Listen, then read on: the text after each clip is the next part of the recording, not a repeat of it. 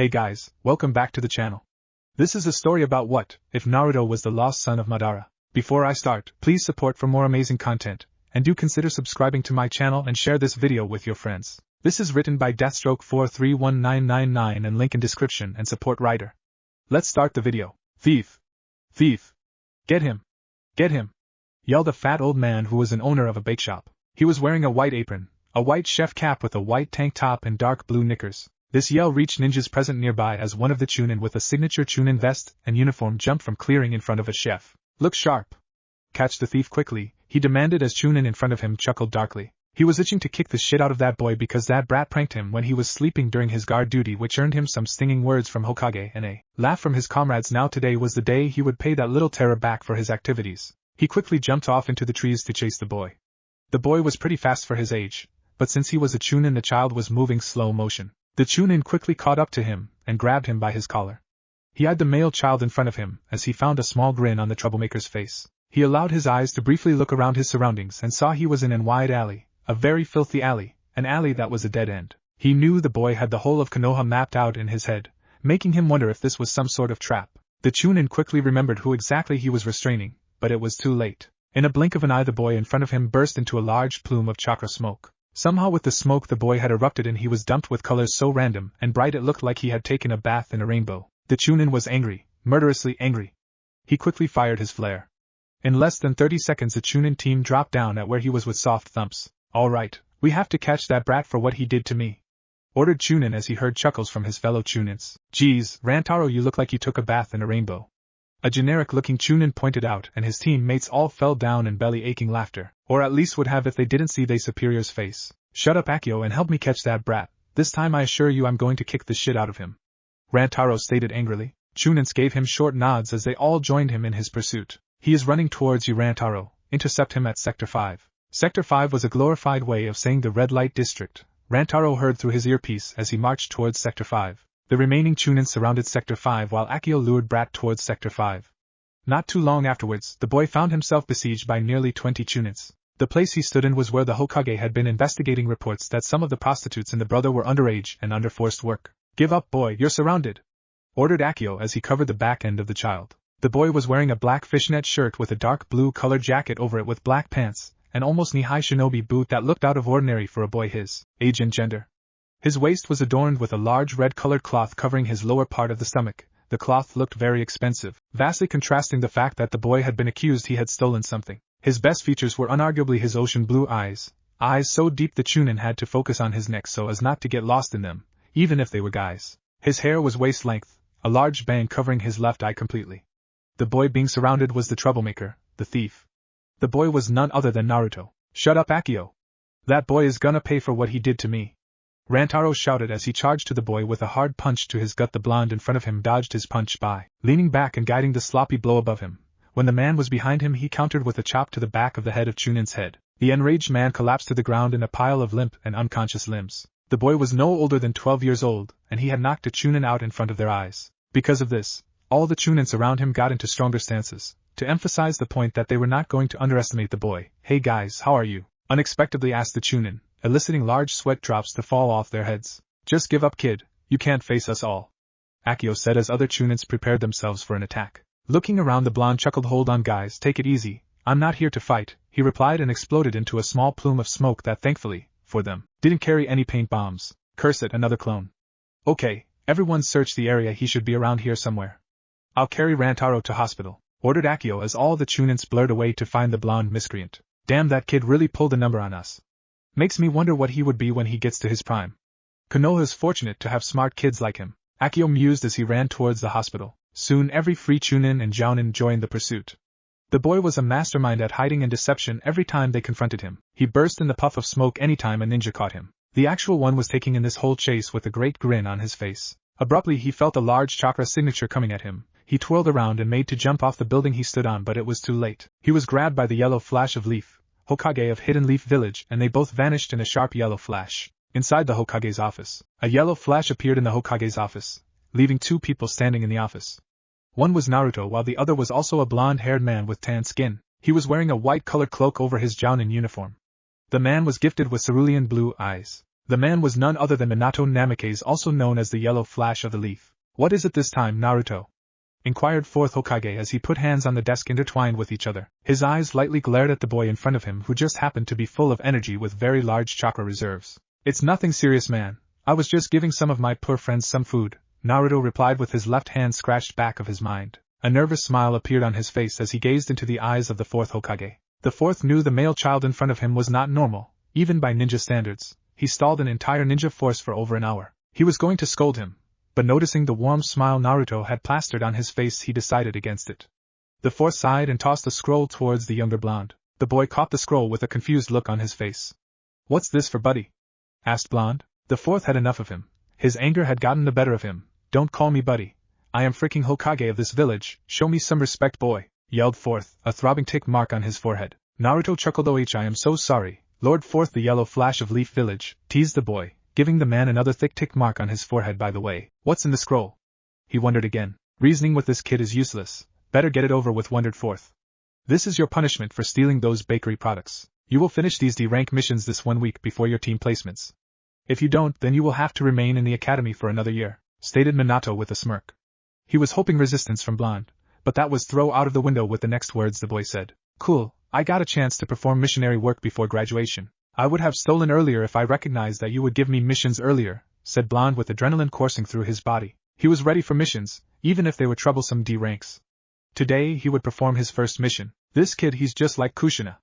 Minato thought as he gave younger blonde a small smile. You start after classes, which by the way, if you don't leave now you'd be late, stated the fourth as younger blonde's eyes widened. Oh crap, Iruka-sensei's going to kill me for being late again, Naruto thought frantically. Cold shivers went up his spine as he remembered the particularly ruthless punishments the man could give out. He hated extra homework. He remembered another punishment Iruka gave him. He had to clean the whole upper floor of the academy for coming in late. I'll be on my way, buddy. Time to blend in, Naruto said before he disappeared in a swirl of leaves. That kid learned Shunshin and he knows Shadow Clone Jutsu. I guess we have another chakra monster, the yandere muttered as he was brought back from his musings by his primary advisor, Hiruzen Sarutobi, dropping another stack of paperwork. The fourth groaned and screwed his eyes shut, hoping that the growing pile of paper on his desk was just a dream, a really horrible dream. He tentatively opened his eyes and groaned again when the pile of paperwork was even higher than when he closed his eyes. You and Naruto have a master's degree in how to piss me off, don't you, third? Minato asked as he again armed himself with his mightiest weapon against the paperwork, a fountain pen. Hiruzen smirked, feeling his pain but in no way wishing to go through it again. Outside the academy, the blonde just materialized outside of the academy in a small whirl of leaves. He was trying to directly enter the classroom with his Shunshin but failed. Damn you, fourth, for placing your stupid seals inside the academy, he sighed inwardly with disgust. Seriously, how many seals did he put in this place anyway, muttered blonde as he quickly went upstairs and went towards his classroom full tilt. Iruka was taking attendance. Everyone was present except for one long blonde-haired student of his, Naruto. He went forward and ended in front of the blonde's name. Naruto, Naruto? He called but got no response. He would go for his lecture when suddenly the door of class opened by the missing blonde. Present, boy yelled. Not even a second later the irate man's head grew. You're late, Iruka yelled. Most of the class covered their ears with their hands. They were itching to see this confrontation. Naruto always outsmarted their sensei. Well, Iruka-sensei, I had to help an old lady with her shopping. After that I had to rescue a duck from drowning in the river. When I got to the academy's gates a black cat passed me, so I had to circle round the village and enter the academy through the ceiling. When I was just about to go into the classroom, I slipped on the wet floor, so he was cut off by Iruka. Okay. Just go and take a seat. Naruto the blonde walked towards the end of class and sat on the last bench of the academy. When he was walking towards back, all his female classmates of the class kept eyeing him like he was giant chunk of meat. He's so cool. Look at his abs, all the girls squealed mentally. The blonde's jacket was open, it showed off his perfect abs for the whole world to see. He is just like Kakashi, with the same lame excuses, but he is the most arrogant I have ever come across, wondered Iruka with a sweat drop. Meanwhile, somewhere in Leaf Village, a silver-haired man sneezed. Somebody must be talking about me. Okay, everyone pay attention, Iruka started his speech. When he finished he noticed only a few students were paying attention, while most were busy speaking with each other. The rest were already sleeping. He sighed after looking over his lazy genin and continued his class. After class, 3 Namikaze siblings were running towards their home. Their home was in the middle of village near the Hokage Tower. While they were walking they noticed Naruto rushing towards his own home. The blonde was living in his own apartment. The blonde was an orphan and didn't even know his last name. But he was constantly smiling and screaming about that someday he will become a great hero. 2 of the female Namikaze heiress blushed when both noticed his abs obviously being exposed from his open jacket. The blonde disappeared out of their sight in a split moment when both females were fantasizing about him. The male Namikaze just growled when he noticed the stars in his sister's eyes. What's so special about him? The boy growled to himself. Soon both female Namikaze were brought away from their fantasies by their brother. Hey, snap out of it. Well, why? Said their brother with venomously. Where did he go? Quickly questioned his sisters with a menacing note. Male Namikaze felt a chill down his back as he promptly switched the topic. Look, we are home, he said with a false grin. Both female Namikaze followed their brother in the mansion, inside Namikaze's compound. As soon as they entered the house, all three were engulfed in a warm hug by their mother. Their mother had long waist-length red-colored hair. She had very fair skin with deep violet-colored eyes. She was wearing a light green apron over her tan-colored dress. She was one of the most beautiful young ladies in the Leaf Village. No one would suppose that she's around 30 years old with her build and her smooth skin. She was none other than Kushina Uzumaki Namikaze, wife of the 4th Hokage, also known as the Red Death of the Leaf. Oh kids, how was your day? Did you miss your mommy? She started away. All Namikaze siblings were fighting for breath under her tight embrace. Mommy too tight, the boy gurgled out, battling out of his mother's arms. Kushina quickly released them all from the hug. Sorry, I just got excited, you know, she answered. Her verbal tick caused Namikaze siblings to express joy as she soon joined them. Sorry, I just got excited, you know, she responded. Her verbal tick caused Namikaze siblings to express joy as she soon joined them. Okay, enough all of this now, you three go and take your baths. Your daddy will be coming home early today, the red-haired woman said in a commanding tone as she put her hand on her waist. Aw, come on mum, we don't need to bath, you know, requested male Namikaze with his puppy eyes jutsu. That's not gonna work for me, Namato Namikaze, she replied with a smirk on her face as she noticed pout on her son's face. He was about 5 feet tall with slightly fair skin, most said he got from his father. His most outstanding characteristic was his dark red hair. He was wearing the same colored shirt with small white shorts. He also inherited aqua blue eyes, which were the combination of eye colors of both of his parents. He had 2 whisker-like birthmarks on his face. When he saw that his mother would not fall for his signature jutsu, he slowly made his way towards the bathroom. While Namato was bathing, his red-haired mother noticed her daughters were lost in their thoughts. Looking closely, she noticed small blushes on each of her daughters. She was standing right in front, but neither of them seemed to notice. She coughed to gain their attention and demanded, "Who is he?" she said playfully. The Namikaze sisters blushed a deep red as their mother was looked down at them closely. "And then no one." "Mommy," they both yelled in unison. The red-haired women smirked knowingly. Their stutter was just too adorable. She quickly thought up something to bait the truth out of them. "Well, I found out that a handsome blonde boy is in your class. Naruto, right?" she inquired and got her reply by their nods. "Yes, Mommy, his name is Naruto," stated the blonde-haired girl. Her skin was very fair, matching with her orange-colored top and dark blue-colored skirt. She was wearing 2 pigtails. Her hairs were long and spiked like her male parent, while her eyes were hardly like her female parent. She was none other than Natsuki Namikaze. "Both of my girls are growing pretty quickly. Soon both of them will be the genin," she squealed inwardly. "How do you know about him, Mommy?" questioned Natsuki's twin sister. She was the most assertive of her children. She had inherited her paternal grandmother's raven-colored hair. She was wearing white-colored top and dark blue-colored skirt. Her skin was pale, borderline unhealthy pale. She was as well recognized as the Hokage's ice princess. Her most attractive feature were her eyes. She was blessed with sky-blue-colored eyes. Her hair was also freely combed back, cascading down to her waist. She was the second daughter of the 4th Hokage, Suri Namikaze. "I don't know about him, not in the least," she sounded out with victory smug on her expression. Both Namikaze twins pouted when they discovered that their own mother played a joke on them easily. "Did either of you girls ask him out?" she queried with a hopeful tone, waiting for positive reply. Alas, she was filled with a negative answer from her daughters. Both Namikaze females wore a disappointed face. "Ah, don't worry girls, I am sure you will find your man," she hinted, hoping to cheer them up. She got a nod from them as she walked back into the kitchen for preparation of dinner. Soon Namikaze sisters entered the bathroom when their brother came away. Namato, who had finished bathing, spied the looks of disappointment on his sisters' faces, and he knew too well the reason for their disappointment. "That bastard, Naruto," he grumbled inwardly. He didn't know why, but he hated Naruto more than anything. That blonde always made him feel inferior to him. One of his biggest dreams was to kick the crap of the blonde, but alas, he couldn't accomplish that. The blonde was a natural prankster with large chakra reserves as well. He was able to perform that bothersome clone technique. Suddenly a yellow flash sparked behind him and he was in his father's arms. His father, 4th Hokage, was home. "Hey kiddo, did you miss your daddy? How was your day?" Minato got out. He noticed his son's mood change as he hugged his father back. "Yes, Daddy, I miss you. How was your day?" he replied while enjoying the warmth of Minato. Minato sighed and let go of Namato. "That classmate of yours is actually a great problem," he said. Suddenly a frying pan got smashed into his kitchen. A violent-looking red-haired woman was standing in front of him. She was flooded with anger and was ready to castrate him. Fourth felt a chill down his back as he nervously gazed towards her. I'm sorry, Kushina, I called him a problem, he got out nervously, only it was too late as her fist made its contact with his head. Minato winced and rubbed the lump on his head. Your strength is as monstrous as ever, honey, he murmured, but neglected to notice red-haired heard that remark. A few minutes later the fourth Hokage was lying along the ground unconscious with 2 large thumps on his mind. That's why I never piss her off, Dad, wondered Nemato as he watched over the unconscious body of his father. Nemato, the red-haired woman named. Nemato nervously turned his head towards his mother. Will you help me order dinner? It was not a request, but an order, and he did not desire to piss her off once more. He nervously nodded and helped her to dress dinner. A few minutes the Namikaze sisters entered the kitchen and caught sight of their unconscious father. What did you do now, Dad? Both wondered in unison. When the arrangements for dinner were finished, Minato regained his consciousness.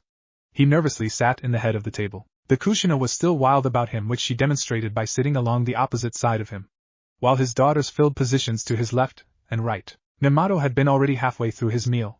He sighed and ate his dinner. After dinner, everyone proceeded to their rooms while Minato nervously entered their sleeping room. Inside Minato and Kushina's bedroom. When he went into the bedroom, Kushina was already sleeping. Minato sighed and got into the bed. He took hold of her waist and drew her towards him. I know you're awake, Kushina, he whispered in her ear. She was trying her best to ignore him, but his grumbling and his warmth were not helping. She acted in such a manner that she was looking him dead on. She had tears in her eyes. I'm sorry for calling him a problem, Kushina. He started out with sadness. His wife was a very kind woman with a very big heart. She desired to embrace him when Naruto was a little child. He was entirely alone, merely as a Hokage. He could not show favoritism towards one orphan, and then he induced to entrust Naruto to the orphanage. Both Minato and Kushina were orphans, so they knew too well how they treated orphans in the orphanage. Minato, you know that he only desires to be recognized. That's why he always gets in trouble. He is exactly like me, she said out in between her sobs. Minato brought her into a soft hug and rubbed her back soothingly, kissing her forehead when she hugged him back. I know, Kushina, I assure you I will keep an eye on him, he murmured, and a few more minutes of her breathing even out. When he looked down at her and smiled, she was sleeping. His arms tightened around her, and he too fell asleep. Inside Naruto's apartment, the blonde was very tired when he reached his home. But the adrenaline rushing through his body stopped him from getting some shut-eye. Thinking about all the cool missions he was going to make out tomorrow, he looked down when his stomach gurgled angrily. He walked briskly to the kitchen to cook his dinner. When he looked into his fridge, he only saw vegetables and yesterday's remaining rice. He sighed and warmed up the rice. He set the rice on the table with the vegetables. He ate the rice balls and packed the ones left for tomorrow. He jumped onto his bed with a book in his hand. The was about Art of Sealing for Beginners by Kushina Uzumaki. He was already on level 2 in this book. He found sealing very complex but useful art. He couldn't even stop imagine its potential, which, quite frankly, was limitless. Today was different. He had some problems in understanding some of the more complex seals. He knew that no one would help him because of his antics. An hour to midnight he shut the book and got to sleep. Perhaps if I asked Lady Kushina, she could help me if I'm lucky, that is, he sighed inwardly before going to catch some Z's. The blonde failed to notice one faceless masked Ambu watching him through his window. When he saw blonde went to sleep, he blurred out from view. Inside hideout. Ambu entered the hideout and bowed in front of his spiky brown-haired superior. One side of the body was covered by bandages. He constantly held a wooden walking stick to add in the fact that he was really old. The man was Danzo Shimura, one of the 4 elders, one of Hidden Leaf Village and founder of Root. Though he had a moniker, he was widely known as the Darkness of the Leaf. You're right about him, Lord Danzo. The faceless Ambu droned lowly in front of him. Danzo allowed a small, almost invisible smirk to show on his face. He was right, as always. It shows how foolish this village is. They couldn't even acknowledge his father, who was one of the most dangerous men in history.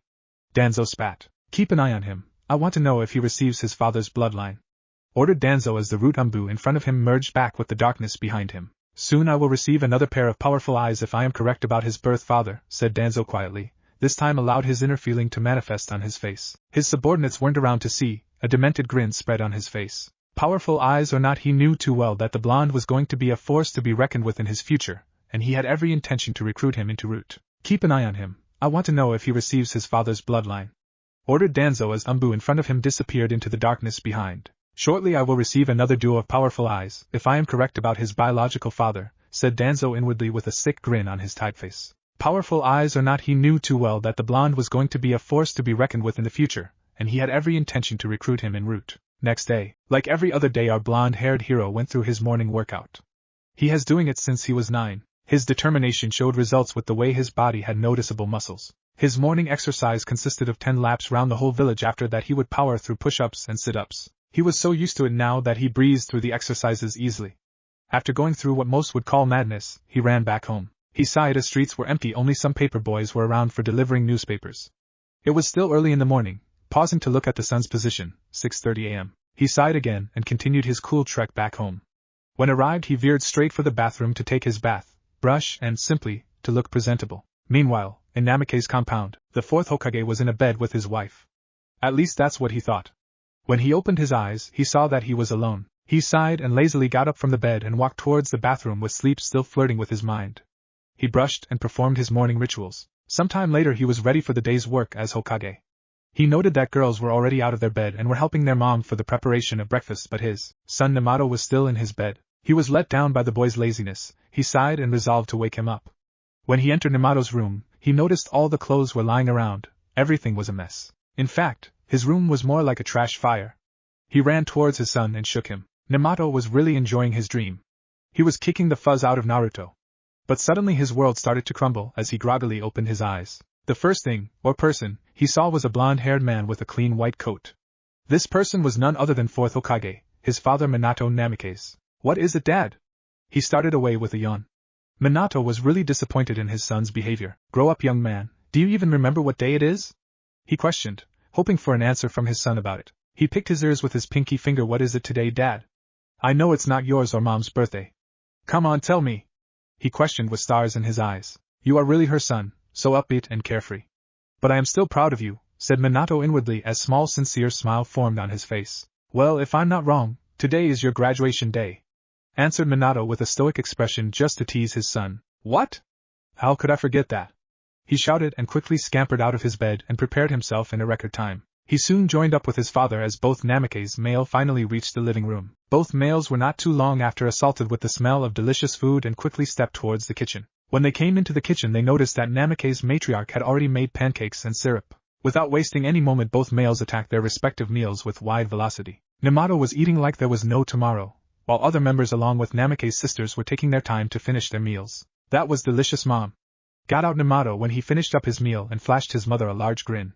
The redhead always loved his compliment. "That is my specialty, you know," she stated with smug. "Yes, no one can beat your mother in her cooking skills," said Minato, hoping for some sign she cared he was there, but she hardly threw him a grin and started to rinse the dishes. Minato sighed. He realized that she was even upset about what he said about the blonde boy. This was really dampening his mood. He wanted to take her and kiss her, but it was not possible right now. "I guess I should give her some time. She will eventually come around as always," he questioned. "Okay kids, I am going early today for work, so be nice to your mama," he stated as he disappeared in a yellow flash. Kushina noted the sadness and loneliness in his voice. "Maybe I went too far, guess I will have to make it up for him tonight," she wondered with guilt. She knew that her husband was very kind-hearted and nice. She sighed and went back to washing the dishes. Presently it was 8 in the morning. All of her children scampered quickly to the academy. "All right children, show them that what a true ninja is, what Namikaze Uzumaki truly means," she boasted with pride and was filled with a loud positive reply from her children. She smiled and hugged them affectionately. After some time all Namikaze's siblings started to march towards their academy. Meanwhile, with Naruto, when Blonde reached his apartment it was already 7 in the dawn. He sighed as it was yet too early for academy to start, so he resolved to get a quick nap.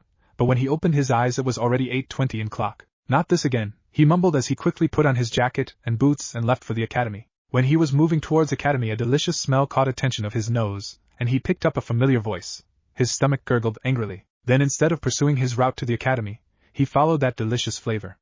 In less than 2 minutes he was standing right in front of his favorite shop. The words Ichiraku Ramen Shop were penned in large bold letters on a big wooden dining table which was present above the store. He went into the ramen shop and without sparing a single glance towards menu card quickly ordered 2 bowls of chicken ramen. "Old man," he yelled hungrily. Tucci started to gear up for yet another Naruto ramen binge, and within 5 minutes he made his order and served Blonde. "Here you go Naruto, the food of the gods," he boasted and served 2 bowls. The Blonde quickly started chomping, swallow and destroying the bowl of delectable golden noodles. Tucci was busy working behind the counter, then his gaze fell on the calendar, and his eyes widened. "Naruto, today is graduation, isn't it?" he yelled, panicking, and soon saw realization dawn on the Blonde in front of him. The Blonde quickly sealed the remaining bowls in a sealing scroll. He was on level 2 of sealing, so creating sealing scroll was a piece of cake for him. "No time to talk, old man, I am starting out late for my exam." He came out and evaporated in a whirl of leaves. In a few minutes he was standing in front of the academy's gates, and was pacing towards his classroom. He didn't even have enough time to curse the fourth Hokage for his habit of placing seals everywhere. When he arrived at his classroom it was already 9, and written test had started off half an hour ago. Without even sparing a glance at Iruka, he went to his desk and promptly began writing his examination. Iruka sighed and resolved to scold him later after the test. Presently it was 9:30 and written test had ended. All kids were exclaiming how more or less easy it was tested. Naruto barely managed to finish his exam. He sighed. He knew that his written exam was almost finished. After some time Iruka started calling individual students for ninjutsu test. They were all asked to perform the 3 basic academy jutsu, the clone, transformation and substitution jutsu. Most of students were able to pass this test easily while some were unable to. Naruto called Iruka as almost every girl in the classroom began to ogle him. Naruto felt a shiver down his back as he awkwardly entered the room where Iruka was giving them the test. Iruka's gaze fell on blonde mop of hairs. Naruto was standing in front of him. The boy always reminded him of someone, but he failed to recall that person. He was brought back from his thoughts when he heard a cough from the blonde. "Sensei? Are you there?" asked blonde curiously. Iruka shrugged off his thoughts and regained composure. "Sorry Naruto, performed the 3 academy justice?" he stated as he watched the blonde made one-hand seal, transformed himself into Iruka in a burst of chakra smoke. The smoke cleared up enough to reveal a perfect doppelganger of the Chunin instructed. The clone then made a cross-hand sign and another Iruka poofed from out of nowhere beside the clone. He set up his clone to stand beside Iruka and quickly substituted himself with clones. Iruka was amazed by this accomplishment. He created a shadow clone of himself while balancing transformation jutsu. And so he substituted himself without hand seals. Shadow clone jutsu was a jounin level jutsu and this boy, standing right in front of him was performing that jutsu without any problem. "Naruto, you are really something else," Iruka said inwardly, a wide grin spread on his face. "Very good Naruto, you pass," he shouted, proud of the knucklehead, and motioned for the blonde to come near him. When blonde was standing in front of Iruka quickly removed his own forehead protector and tied it to blonde's arm with a true smile. The blonde was astonished. A few tears sprang from his eyes as he bowed respectfully to his teacher. "Thank you Iruka-sensei for being my teacher," he said with a slight stutter. Iruka smiled and quickly embraced his most unpredictable student. "The pleasure was mine Naruto, now just go and wait for your team selection," replied Iruka, as he saw the blonde leaving the room but not before giving him his biggest smile. When he walked outside, he was nearly assaulted by fangirls. "Better leave before they try to rape me." Blonde shivered as he quickly disappeared in a swirl of leaves. Inside Hokage's office. Every jounin was present inside the Hokage's office. They were all waiting for 2 remaining jounins. One was son of White Fang and master of lightning element Kakashi Hatake, while other was known for his visual prowess and space-time jutsu Obito Uchiha. They have all been waiting for roughly 2 hours, but no sign of the pair. Sometime later, they both entered office and shrugged all the glares expertly. Fourth Hokage was very let down by them and wanted to scold them, but his lone female student beats him to the punch as she quickly set up herself off at them and bonked them in their heads. "You 2 lay off reading that smut and start reporting on time or else," she admonished them. Both male members of former Team 7 were sweating. All female jounins chuckled while males felt sad for the couple. Meanwhile Hokage was also sweating. Her student was becoming more and more like his wife, and her anger was just like hers. He awkwardly chuckled and started, "Well, today we are all here for team selections. Does anyone who want to volunteer for becoming Jounin Sensei?" He wondered as he gave the Jounin that wanted to back out a chance. Only 10 Jounin stepped forward. They were son of 3rd Hokage Asuma Sarutobi, Obito Uchiha, Rin Noara, surprisingly Kakashi Hatake and some newly promoted ones. "Are you all sure about this?" he asked again and all 4 Jounin nodded. So his students were going to become Jounin Sensei. He could not believe that his cute little Jounins were now Jounin and soon they all will be Jounin Sensei. He chuckled inwardly and dismissed the remaining Jounins. "So Sensei, who is going to teach Namato, Sayuri and Natsuki?" Kakashi asked as all former members of Team 7 were waiting eagerly for their reply. The 4th Hokage sighed as he knew where this was going and he likewise knew that it was going to end badly for him. He awkwardly chuckled and started, "Well, today we are all gathered here for team selections. So anyone who wants to volunteer for becoming Jounin Sensei?" he questioned as he observed most of Jounin Sensei backing off from this challenge. Only 10 Jounin stepped forward. They were the son of 3rd Hokage Asuma Sarutobi, Obito Uchiha, Rin Noara and surprisingly Kakashi Hatake and some newly promoted ones. "Are you all sure about this?" he inquired again and noticed as all 4 Jounins nodded. So his students were going to become Jounin Sensei. He could not believe that his cute little Jounins were now Jounin and soon they all will be Jounin Senseis. He chuckled inwardly and dismissed remaining Jounins. "So Sensei, who is going to teach Namato, Sayuri and Natsuki?" questioned as all former members of Team 7 were waiting eagerly for their reply. 4th Hokage sighed as he knew where this was going and he also knew that it's gonna end badly for him. 4th chuckled nervously. He knew this day would come and he will have to make a tough decision, a decision that could break any of his students. He again gazed towards his 3 students and sighed. "Well, that is a really complicated He started as all 3 former members of Team 7 concentrated on his words. What do you mean it's complicated, sensei? Inquired his only female student. This question also got the attention of his remaining students. Both were also eager for his reply. Well, you see, this year too many students graduated from the academy, because of which their number is uneven. We need 2 more students to form the last team, or one of the students will be placed in reserves until next year. As for your teams, I think I have already decided it. Finished 4th Hokage with authority. Just as then all of the students got in real dangerous feral position, ready to tear him apart if he had placed some idiot in their teams. Blonde Kage's sweat dropped by observing this behavior. So what are you waiting for, sensei? Tell us already, replied black-haired Uchiha. He was just as tall as his teammate Kakashi Hatake. He was wearing regular jounin attire with exception of his orange-colored glasses. But from the corner of his eyes, he was also eyeing his crush Rin. Obito was still an idiot when it came to girls. He was too coward to ask her out, which earned him mean nicknames from his other teammate Kakashi. 4th side, one way or other I am gonna get my ass kicked by either Rin or Kushina, he wondered and shivered when he remembered wrath of his wife. After a few seconds he decided to throw his decision. Well, as for my kids, they will be trained by Kakashi while Rin you will train teammate. As for you Obito, I don't think you are suitable for being jounin sensei. He got out and was waiting for a large outburst from his student. His student didn't disappoint, as within a second a large yell could be heard all around Leaf Village. What? You can't do that to me, sensei! Black-haired Uchiha got out. He was sure that he heard a chuckle from his silver-haired teammate. He badly wanted to beat the crap out of him, but that could wait for now as he again concentrated on his sensei. Well, Obito, I know that you are one of the best jounin in Leaf, but your mindset is still of a child. Because of which I can't assign you a genin team. 4th got out as he noticed heartbroken Uchiha in front of him. Obito was on a different dimension totally. He couldn't hear anything other than his sensei's recent words. For the past few weeks, he was planning on being a jounin sensei of a genin team, but all of his plans were flushed into gutter due to his sensei's words. He was about to leave when his sensei's next words caused him to stop. However, I can assign you a genin with a mindset of jounin. 4th got out with a smirk. He always loved to tease his students. This caused black-haired Uchiha to flutter in happiness, but within a blink of an eye, his excitement was replaced by the look of confusion on his face. A single genin with a mindset of a jounin must be a smartass, he wondered. Why Kakashi got to teach your kids, sensei? Questioned Obito with a frown. He knew that Kakashi was 4th's favorite student, but come on, he surely deserved to train them too.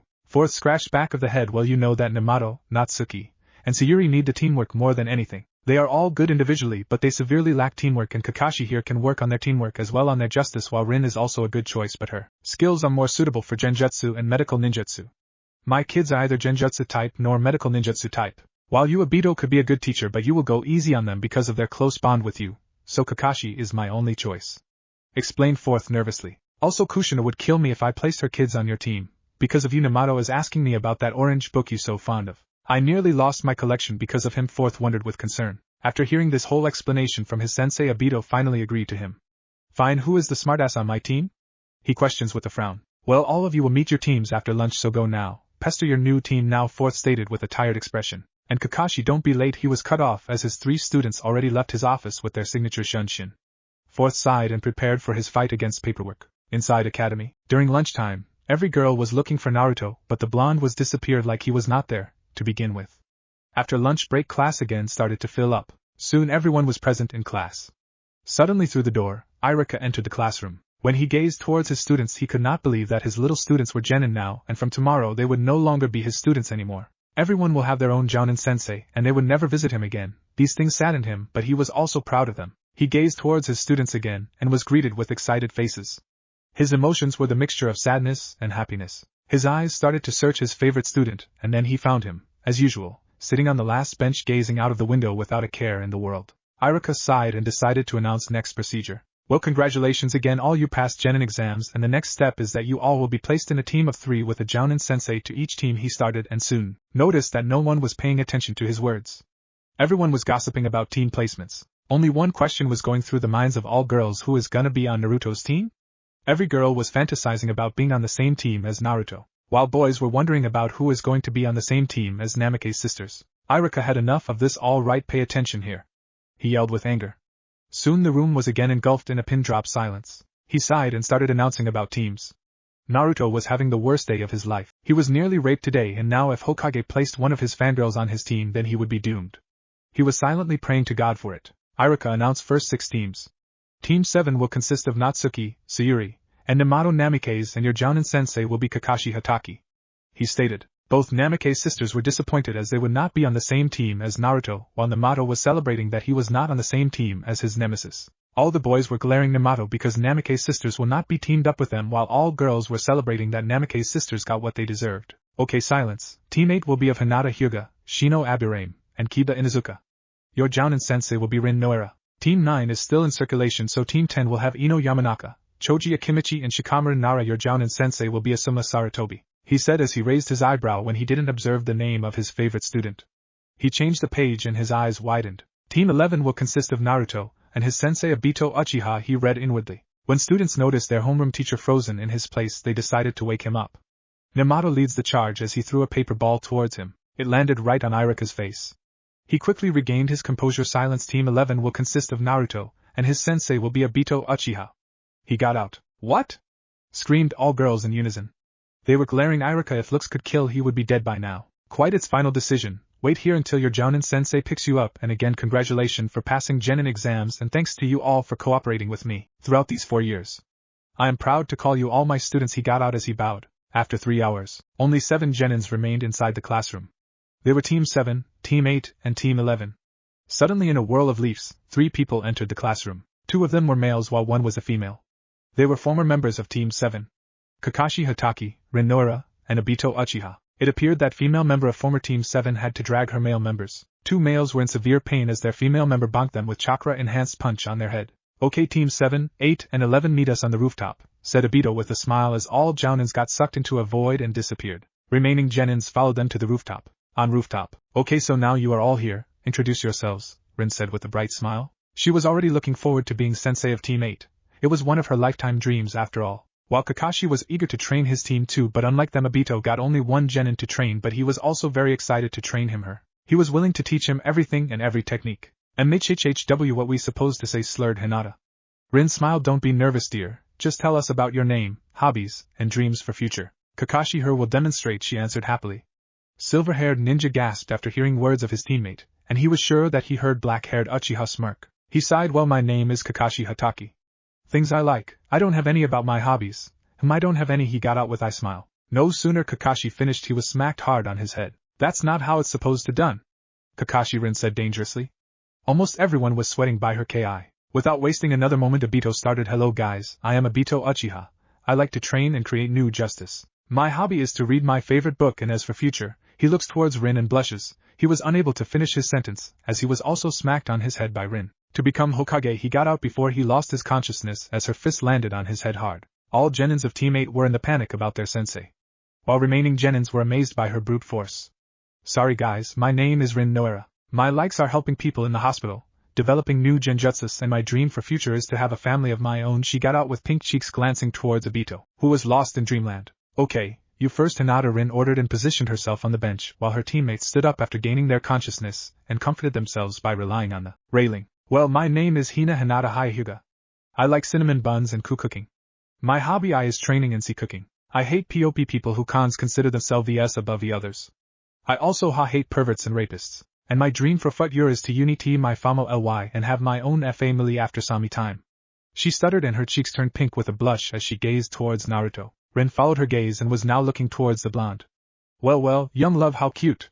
She inwardly squealed and placed her hand on Hinata's shoulder. Thanks, Hinata. Please make yourself comfortable and speak freely, replied Rin with a smile and observed pale-eyed girl nod. Okay, your next guy with puppy, ordered Kakashi with a bored expression. His hand was itching to reach his pouch and pull out his favorite book, but controlled his urge when his gaze fell on Rin. Well, my name is Kiba Inuzuka. I like to train with Akamaru and spending time with him. I dislike traitors and scums. My dream for future is to become clan head of Inuzuka clan, boasted Kiba with a puff of his dog Akamaru. It's nice to meet you too, Akamaru, replied Rin, while Obito and Kakashi smiled watching this interaction. Come on, we don't have the whole day, introduce quickly, ordered Obito with a scoff. Shino introduced himself just like Kakashi did. He only added about his hobby, that he collects insects. Now it was Namato's turn. Without even waiting for a second, he started. My name is Namato Namikaze. I like spending time with my family and ramen. I hate brooders, glances towards Naruto, and traitors. My hobby is to watch movies, and my dream for the future is to become Hokage just like my father, he finished with determination. Well, he is definitely Lady Kushina's son. 3 Jounins wondered inwardly. Naruto rolled his eyes. How much longer it's gonna take, he wondered, and waited for his turn. Both Namikaze sisters had same hobbies and dreams, having a family with someone. Both sisters gazed towards Blonde when they mentioned it. Well, he certainly is a chick magnet, wondered Rin. He could be a great inspiration for Master Jiraiya for his next novel, were thoughts going through the minds of Kakashi and Obito. But Kakashi made a mistake as a small giggle escaped from his mouth.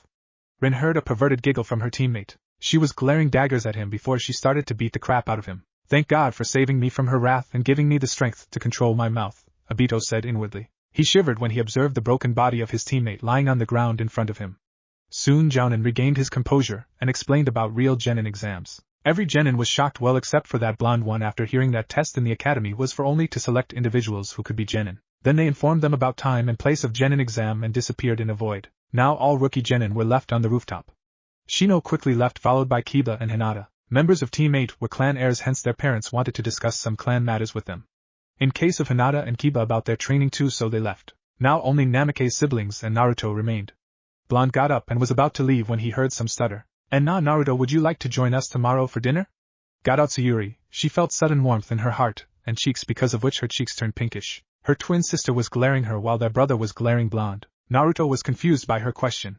Why she wanted him to join them for a dinner? He was nothing but an orphan without even surname. He sighed. He knew if he refused to join, then Namato would irritate him by his continuous ranting. Then he suddenly remembered that he also wanted to meet Lady Kushina. This could be a golden opportunity for him. Besides, he would be able to embarrass Namato in front of his parents. He was not going to waste such honor. Pleasure will be mine, dear Sayuri, he replied politely as he observed her face turn into the darker shade of red. Another compliment, and she would faint. He did not want her to faint right now, so he took their leave as he dematerialized in Shunshin. Sayuri was fantasizing about Blonde, but she was brought out of it by none other than her sister. Why did you do that? I was going to ask him on a date, and now you invited him to a family dinner. You ruined my plans, Sayuri. Natsuki was livid with her sister now. How could she do that to her? She always cared and helped Sayuri. But her sister burned everything on a single whim. I am sorry, Natsuki, if I'd known I would never invite him. I am so sorry, Natsuki. Sayuri was very sorry to her sister now. She didn't know that her sister wanted to ask him on a date. Meanwhile, red-haired Namato was watching this whole conversation from sidelines. He was so angry right now that he could almost punch Blonde until he could not feel his fists anymore. He could not believe that some orphan boy with no name could break his two sisters so badly. Let's go home. Mom would be waiting for us. Namato said he was on a thin edge right now, his anger almost spilling out of him, but he somehow managed to contain it. He started walking towards Namikaze's Uzumaki compound, followed by his two sisters. Natsuki still holds a grudge against her sister, while Sayuri asked for her forgiveness for 1,000 times until now. After walking for about 10 minutes they reached their compound. With Naruto, Blonde was moving towards his so-called home when he sensed the chakra signature inside the forest of death. He checked his watch, it showed 9 p.m. Usually no one wanders in the forest at this time, gotta check it out.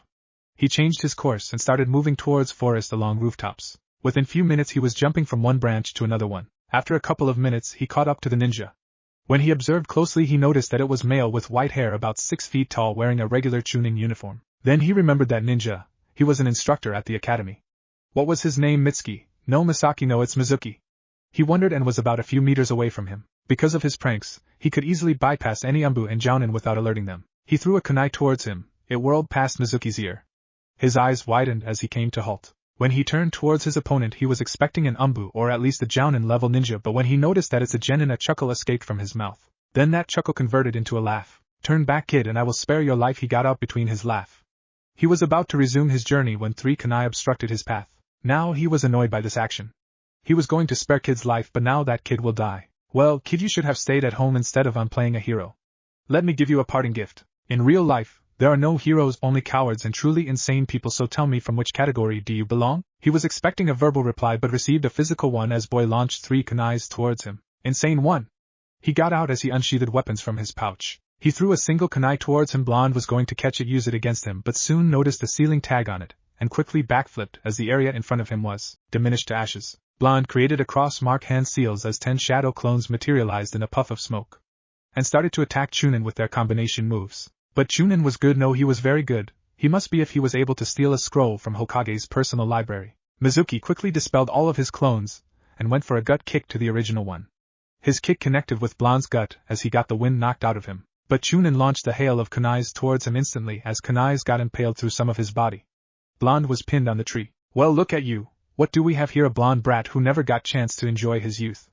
But you fought very well, kid, and because of that I will grant you a quick death. Mizuki was grinning like a madman.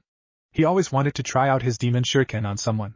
He unsheathed his demon wind shuriken from his back and got into his stance. He started to conduct his chakra through shuriken and whirled it towards Blonde. Blonde was finding it hard to move. Kunais were impaled through all over his body. But then suddenly time froze for him. He could see that shuriken was moving in a slow motion. Suddenly he found himself in a dark room with no door and windows. He stood up and heard the chuckle from someone inside Mindscape. "Who are you? Face me, coward!" Blonde was seething with anger. He wondered if this was some kind of genjutsu. He tried to dispel it but no avail. Suddenly a man in his 30s walked towards him. He was wearing a red-colored samurai armor. He was about 6 and 5 feet tall, but most striking resemblance he found was that his hair. They were just like him. In fact, the man in front of him would be his carbon copy when he would be in his 30s. Now the man was standing face to face. He was eyeing Blonde very carefully. A man got on his knees and peeked in Blonde's eyes. "You got her eyes and hairs," he whispered politely. Blonde was confused by his words, but he understood one thing, that this man knew his mother. "Do you know my mother and who are you?" the blonde asked, almost grabbed the man by his collars. He wanted to know about his parents, his father, his mother, why they had abandoned him. He wanted answers. He was waiting for a reply from the black-haired man in front of him. "Of course I know her. I am your father after all," chuckled man in front of him. Blonde could not believe his eyes. His brain stopped functioning. He only understood one thing: this man in front of him is his father. He quickly engulfed him a fierce hug. The man also hugged him back as he could feel wetness on his shoulders. His boy was crying. If he was alive, then he would have knocked some sense into his son, but he could not blame him. His eyes also watered as he shed some tears too. Why? Did you have to leave me?" He got out between his sobs. He wanted answers from his father. He parted from his father, and was gazing directly into his eyes. The man motioned Blonde to follow him as they both sat down on a wooden bench. "I am truly sorry for abandoning you, son, but I had my problem which I didn't want you to be involved with." Blonde wanted some more answers as this one was not satisfying any of his questions. "Okay, father, tell me about you and mother," stated Blonde with newly found light in his eyes. He wanted to lock away this moment in a chest for eternity, but that was not possible, so he decided to savor it with his father. "Well, her name was Midori. She was a very cheerful woman and very fierce sometimes. While my name is Madara, Uchiha clan, head of Uchiha clan and co-founder of this village. But right now we don't have time for gossiping, son. My chakra is starting to dissipate. Remember this, your mother, and I always loved you and always will. Don't come chasing back us too quickly. Have some kids and one big happy family and live your life happily. Also, after you dance with this puny idiot, check up with current Kage about your birth property and bring glory to your father's and mother's name, and always remember, whatever you do, we are always proud of you. Now this is the end for me. Now I can finally join your mother in heaven, and take this as a parting gift from your father," said Madara as he ruffled Blonde's hair. In front of Naruto's eyes, his father was disintegrating into nothingness. He again embraced his father tightly as he felt his father's chakra leaving him. "I will, father, I will." Blonde got out between his sobs as he gazed towards his father for one last time, and captured his father's smile in his mindscape. "I will, father, I will." Blonde got out between his sobs as he gazed towards his father for one last time, and captured his father's smile in his mindscape. Blonde was really happy. He knew now that he has the last name. That he is the son of one of the legendary and most powerful men of the Leaf Village. He was Naruto Uchiha, son of Almighty Madara Uchiha. With these thoughts he left his mindscape, and there was just one thing that he needed to act today. That was to kick the crap out of that traitor. Outside in real world, Mizuki was grinning like a man, and today he would finally kill that blonde brat that pestered all of the ninja troops. He was practicing them a favor by getting rid of this terror.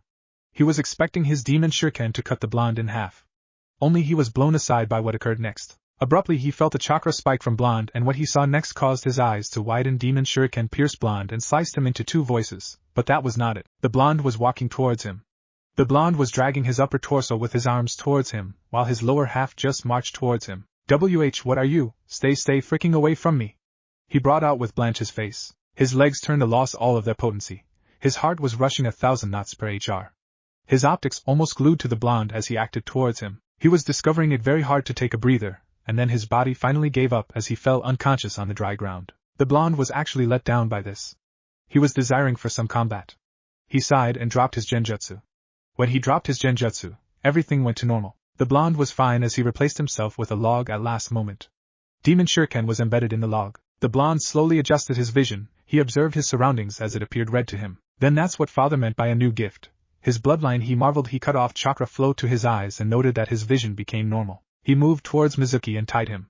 His eyes fell on a scroll on Mizuki's back. "What's so special about it?" he grumbled and picked it up. When he opened it, his eyes widened as it was forbidden scroll. This scroll secured most dangerous jutsus. He peeked through it as his eyes fell on a certain fire jutsu. It was not a fire jutsu that caught his attention, but the figure of its creator. Fire style, great fire annihilation. His eyes followed. His chest was filled with pride. This was his father's bequest. His father gave his signature jutsu for him. He promptly went to do that jutsu. After half an hour he got that jutsu down. But he did not desire his father's jutsu to hand down to anyone. He erased that jutsu from the Forbidden Scroll and replaced it by his own creation Sexy Jutsu, though he changed its name as Ultimate Ninjutsu against strong opponents. His encounter with his father didn't change him. He was still a minor and was going to stay child with ninja skills. He closed Forbidden Scroll. He did not want to replicate any of remaining jutsus. He was gonna craft his own jutsus. He created 2 shadow clones. One gathered scroll while one picked up Mizuki. Naruto and his clones left towards the Hokage's office in a Shunshin. Inside Hokage's office, 4th Hokage was pacing inside his office. He was enjoying some family time when a messenger Chunin burst through his door and informed him of the state of affairs. He quickly darted inside his agency and put hold of his ninjas to start a search for Mizuki. He glanced towards the clock. More than 1 hour passed since the theft, but no news of that traitor. Suddenly he felt a chakra signature inside his office as a blonde-haired boy materialized. This boy was none other than Naruto. Only when he watched 2 of his clones, one with Forbidden Scroll and another with traitor himself Mizuki, he hurried towards them. He quickly snatched Forbidden Scroll from the clone. "Where'd you get this, Naruto?" he asked with curiosity. Serious reflection on his face went away and was replaced by an amused one. He was marveling how the blonde managed to not entirely get the traitor but also secure Forbidden Scroll. "Well, buddy, you know, if you order these Anbu to leave I will explain it to you. Subsequently there is something I need to discuss with you in a private," the blonde muttered just enough for the 4th blonde Hokage's blind-eyed his nickname, and motioned his Anbu to leave. After all, he was itching to find out his explanation. Inside a minute all Anbu left the agency. "Okay, now explain," ordered Hokage with authority. Blonde chuckled and took out a kunai from his pocket. 4th tensed by this action. He knew that the kid was only one flash away from death if he tried something, but to his surprise kid threw it towards the ceiling. "Your dance ends here, pathetic," he said with disgust. As kunai struck Anbu, his body got slammed on the floor. Only in that respect was something different about this Anbu. His face was hidden by a faceless mask. The 4th was about to unmask him when suddenly his body caught fire and got disintegrated. "Don't bother, buddy. I am certain he is just an informant. They usually don't receive any sort of data, and they are exactly like puppets." Naruto got out as both blondes watched Root Anbu crumble away. Without asking for any permission, Blonde comforted himself by occupying a comfy chair and motioned 4th to take his place. "Cocky brat," muttered 4th with a frown and sat on his chair. "Then will you mind explaining how you caught Mizuki?" inquired 4th with slightly harsh tone. Blonde Kage eyed Naruto as he simply put his legs on the 4th's table in a losing location. He also placed his arms behind his head and tilted chair in such a fashion that his comforts matched his expectation. When Blonde eyed 4th, he observed his face was full of tick marks. "All right, pal, no need to glare me like a jealous woman," he sighed and went to explain about his confrontation with Mizuki. Only the blonde smartly dropped the region where he met with his father, and about how he learned and erased one of the most dangerous forbidden jutsu from the roll, but replaced it with another ace. At least that's what Naruto thought. "So let me stick this straight. You just accidentally stumbled across Mizuki, tricked him using a genjutsu and managed to acquire Forbidden Scroll without a fight?" stated 4th as his eyes scanned Blonde for any sort of prevarication. He knew Naruto was hiding something, but what and why? "Bingo, you are really smart, Lord." 4th Blonde teased with his sarcasm, which 4th caught on rapidly. "Well, you can go away at present. I have better things to do," ordered 4th. He wanted to return home and relish with his family. After all, today all of his kids graduated from the academy, and from tomorrow they'd set out to do missions. He urgently desired to revert promptly to deflect the wrath of a certain red-haired woman. "Sorry, pal, but I call for some intel from you," said Blonde. He knew too well what was haunting 4th today and was hoping to mess it up for him. Seriously, how can an SS rank ninja is afraid of his own wife was beyond his logic, but he knew one thing, that Kushina Uzumaki was well known for anger. "What kind of intel you are singing about?" questioned 4th. He blanked out about his wife and his family. For the first time he has called for a favor by Naruto, and he was willing to allow him some intel if it was not an S-rank one. Blonde wore a grave look on his face. "I want to know about my birth." 4th's eyes widened. For the first since his birth, Blonde asked that question to him. Certainly, he had asked him about his parents, and the 4th had also informed him that his parents were dead. Surely something happened to him. "He never asked me about it," 4th wondered as his eyes pasted to the blonde's figure. "Well, one of our jounin found a scroll during Nine-Tailed Fox's attacks. When we unsealed it we found a bundle inside of it. It was a baby." The 4th was cut off by Naruto as he completed it for him. "It's me, isn't it?" he queried, hoping for a response, but the only response he started from 4th was silence. A complete silence as 4th averted his eyes from the blonde and focused on his desk. He reached for a seal under his desk and channeled some of his chakra in it. It was his own personal secret locker. He himself crafted that seal for privacy and protection of significant documents, which included his own collection of make-out tactics, which he just managed to conceal from his married woman. He unsealed a scroll from a stamp and placed it on the desk, Naruto's optics glued to the scroll. This was it. Today he'd found out about his parentage. "Inside of this scroll we found you, Naruto fourth replied with sadness. He knew this was going to get a heavy toll on Blonde. To learn about parents was one of the most significant destinations of any orphan, and Blonde was very tight to his. Blonde stretched his arms and tenderly picked the scroll and put it in his pocket. Thanks for securing my property, Lord Hokage, bowed Naruto with respect. For the foremost time, Minato observed a glint of a secure, mature, and intelligent ninja. His eyes captured determination and grit from Blonde's eyes, which pictured him a future legend and a potential successor of his. He answered as his bow with a sincere smile. Don't sweat it, Naruto. Just turn a strong ninja to protect the Leaf Village, he stated with a sincere grin. Today he found out how brightly will of fire burned inside of Blonde. I will, and you better prepare yourselves. I will be doing for your hat in the future. Until then, hold this chair warm for me. He grinned and disappeared in a whirl of leaves. Ha, you still got 1,000 years of training in front of you, brat, replied Hokage. But was too late as Naruto had already flown in a vortex of leaves, but he was certain that he heard his smirk. His eyes got out of his sockets when he found out that it's almost midnight. That brat surely knows how to keep me entertained. He sighed inwardly and disappeared in a yellow flash. Inside Namikaze's compound, when Fourth flashed inside his home, he observed that the party has been already over. He missed the party because of that traitor Mizuki. He sighed and began to walk towards his sleeping room, but not before glancing in the suite of his youngsters. He went into the chamber, and was greeted by his married woman. She was still awake, probably waiting for him. He entered the bed and positioned himself in such a fashion that his face was facing hers and was about few inches away from her. What took place that pushed you to depart the party? She asked worriedly. She knew whatever happened must be important, and it must be about village's security. She stared into his eyes and she found some sadness along with the guilty conscience. She recognized that he must be guilty of departing the party, but sadness? Fourth noticed her calculative gaze and sighed.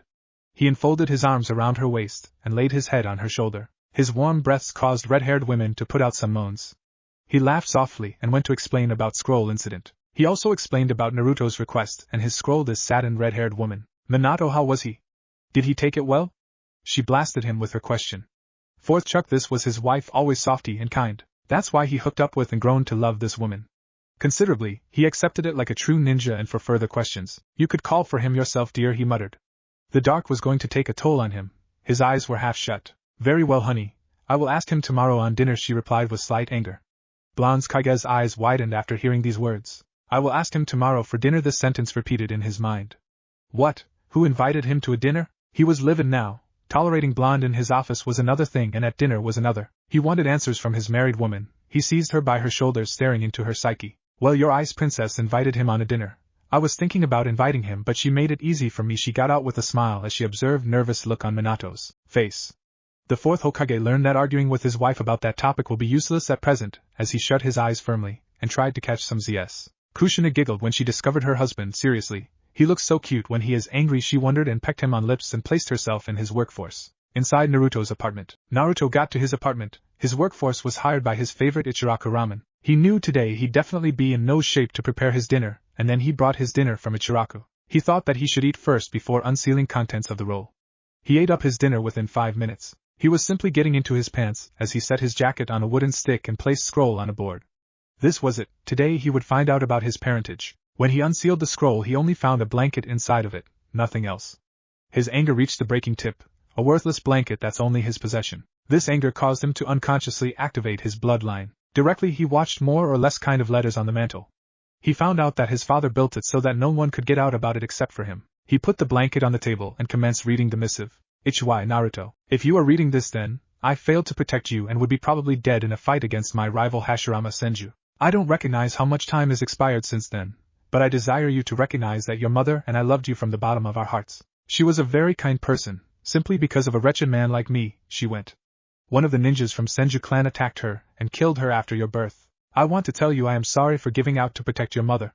For destroying your childhood. Because of me, you must have a hard childhood. I don't know how to ask you this, but please forgive me and become a strong ninja. Have a family and kids and shower them with love, and if you don't, then be ready for a long dance with me in the afterlife. Always protect your valued people, and please don't turn a loser like your male parent. Be a respectable and kind human being. I don't know if I should tell you this, but we are royal blood of the Uchiha clan. The clan, which was well known for their curse of hatred, so please don't come down for it, counter it with passion. Now is my time to go away, but I am placing you inside a special sealing scroll inside of which time flow will be blocked. I truly, really hope to render to you after my fight with Hashirama, but if I don't, then I pray to God that somebody with a large heart adopts you, someone who deserves you rather than me. Once more, I am sorry, my son, please forgive me, and if you want to hate me, not your mother. I wish there would be more time. Your Two-san, Father, Madara Uchiha. Naruto, if you are reading this, then I failed to protect you and would be probably dead in a fight against my rival Hashirama Senju. I didn't realize how much time has passed since then, but I want you to know that your mother and I love you from the bottom of our hearts. She was a very kind person, and because of a wretched man like me, she went. One of the ninjas from Senju clan attacked her and killed her after your birth. I want to tell you I am sorry for giving out to protect your mother. For destroying your childhood. Because of me, you must have a hard childhood. I don't know how to ask you this, but please forgive me and become a strong ninja. Have a family and kids and shower them with love, and if you don't, then be ready for a long dance with me in the afterlife. Always protect your valued people and please don't turn into a loser like father. Be a good and kind person. I don't know if I should tell you this, but we are royal blood of the Uchiha clan. The clan, which was well known for their curse of hatred, so please don't go down with it. Fight it, counter it. It is time to go now, but I am placing you inside a special sealing scroll which time's flow would be blocked. I truly hope to render to you after my fight with Hashirama, but if I don't, then I pray to Kami that somebody with a good heart adopts you, someone who deserves you better than me. Once more, I am sorry my son, please forgive me, and if you want to hate me, don't hate your mother. I wish there would be more time. Your Two-san, father, Madara Uchiha. Upon reading the letter, Naruto broke down. Tears streamed down his cheeks and onto the letter. He clutched the letter to his chest and swayed uncertainly on his feet. They loved me. My dad even started this much work to keep me safe. The Uchiha legend Madara Uchiha. The co-founder of the Hidden Leaf Village, the man who tamed Nine-Tailed Fox with only a glance, and I am his son. I am Naruto Uchiha. Rapid fire views flying through his head. His sobbing subsided 20 minutes later, and he noted that blanket crumbled away, leaving only ashes. It must have been some sort of sealing jutsu. Suddenly he remembered about the sealing he was finding hard. He sighed and collected ashes from the table inside a little box. He was dying to preserve any belonging to his parents, even if it's some ashes. He shuffled to his bed and fell asleep. Next day, members of Team 7, 8, and sole member of Team 11 had shown up early. They were waiting for their respective Jounin senseis. In the absence of their sensei, they took seats on small rocks and on tree branches, finding some shelter from rays of the sun. The Namikaze siblings were chatting with members of Team 8. All female children were speaking about some girly stuff while Namato and Kiba were arguing about something. In all this chaos we find our blonde hero sitting on a branch with his eyes shut in a relaxed but thoughtful posture. His brain was filled with he had discovered the other day. Being was pulled out of his thoughts by a loud exclamation. Where are they? It's 7:30 and they still haven't shown up. Namato was livid now. He was a hothead just like his mother, while his sisters were like their father, cool and patient. Suddenly a black void materialized on the training ground and 3 Jounins walked out of it. They were none other than Jounin senseis of Team 7, 8, and 11. Okay, we are here, Kakashi and Obito. If I ever see you reading that book in front of your genin, I will kill you. Grin Rin. It sent shiver down spines of both Jounins as well as genins present at the training ground. She walked towards her team and said, okay team, let's go, as she walked out with her team towards training ground 8. While at the same time Kakashi gathered his cute little genins and marched towards training ground 7, leaving Obito with his sole genin. Obito walked towards the tree and observed his genin, but as smart and skilled as a Jounin. Okay, so you are my genin. Very well, let's start our test, he said with a bored expression, and was met with similar expression from his student. The blonde moved towards his Jounin sensei and stood away a few feet from him. Then what's the test? He asked with a yawn. Obito was livid. His student might as well be Kakashi's twin. His way of speaking and his behavior irritated him, and this so-called student of his also possessed the same attitude. Well, since you are my only student, all you have to do immobilizes me for a minute, and you will pass. But remember, you have come at me with intent to kill, also you have until lunchtime. Your time starts today, he snapped, and vanished in the blink of an eye. The blonde just walked towards a tree and sat under it. How annoying, he muttered. Obito was watching his sole student from the shadows but was seriously disappointed in his conduct. He sighed and pulled out his favorite orange book and started reading it. Suddenly, he was showered by a hail of kunais and shuriken wrapped in exploding tags. He quickly jumped backward and replaced his orange book with kunai. When he glanced towards his attacker, he saw 3 blonde-haired genin ready to fight him. So that's why you are placed on my team, he chuckled and fell into his taijutsu stance, and prepared himself for blonde. The blonde just chuckled and dashed towards him with a blinding speed. Naruto went straight for a punch to the gut but was presented with a high knee to his chin. Just as knee connected to his chin, he disappeared in a puff of smoke. 2 more clones pounced on Obito, but he dealt with them effortlessly. Then how about someone on one combat? And Naruto, he taunted. He wanted to get into a blonde's head, mess him up, make him sloppy. But Naruto didn't seem even mildly affected. He looked as cool as an ice. He stood up from his place and marched towards him slowly, and stopped a few feet off from him. Are you ready to dance? He demanded with a tired expression, but anyone can observe a small glint of excitement in his eyes. Obito was about to answer his question when suddenly he was showered again by a hail of kunais, but this time he simply resolved to utilize the power of his Sharingan and passed through them. You see? That trick is useless against me. After all, I am a Jounin while you are just a genin. But he neglected to note a little smirk on Naruto's face as he walked towards Obito gingerly. The Uchiha Jounin tried to move but found it impossible to move a single muscle. You know, it was never my aim to confront you directly in a conflict. I already knew how it would end. Then I tried another method and got you. I am so lucky it seems. It's the oldest trapping method in the book. When you left the training ground yesterday, I put a sealing array on the ground to immobilize you. If you said that I had to draw first blood, then after catching you I would have to hurt you, but I guess it worked for both of us. So I passed your test? Naruto asked with a mischievous look in his eyes as he suddenly pulled out an orange-colored book from Obito's pouch. Okay, you passed, now please leave my precious collection alone, he shouted. But Naruto had other plans in his mind as he burned his special signed edition in front of him with a small fire jutsu. In a flash, he was punched hard in the face by Obito, who was so angry he could burn wood with a concentrated stare. He tenderly picked up his book from the ground as it crumbled away in a dust. He lifted his head towards Blonde only to find a poof of smoke in his place. I am going to pulverize you, Naruto, you hear me? He yelled angrily. Later at the Hokage's office, the Jounin senseis were present inside the Hokage's office. They were here to give the report on their respective teams. The fourth Hokage was seated in his chair and was waiting for his students to show up to report. Suddenly his students appeared inside his office through a black portal. Obito was seething with anger, blindingly mad at his first student. Okay, so now we are all here, please report about your teams, he ordered. The Jounin sensei from Team 1 to 6 explained that their performance to the Hokage. Soon they learned that first 6 teams failed the exam. Fourth Hokage sighed and dismissed them, leaving only the Jounin sensei of Team 7 to 11. So how about your teams? He inquired curiously. He desperately wanted to learn about his kids' performance. Inwardly he was hoping for them to pass, but right now he had to judge it as a leader of the Hidden Leaf Village. As the Hokage. As soon as he said that, Obito slammed his hand right onto his table. I want that brat out of my team. I will gladly resign as a Jounin sensei. This caught the attention of the Hokage as well as of remaining Jounin present inside the room. Minato knew too well something must have happened. It was one of Obito's dream to lead a genin squad. Just as he was going to ask him about it, Rin beat him to the punch. What happened, Obito? What did Naruto do to make you so angry? She asked worryingly. For the first time in her life, she has seen her carefree teammate angry about something, in this case, a genin. First he acts all high and mighty and is one of the laziest genins, just like Kakashi.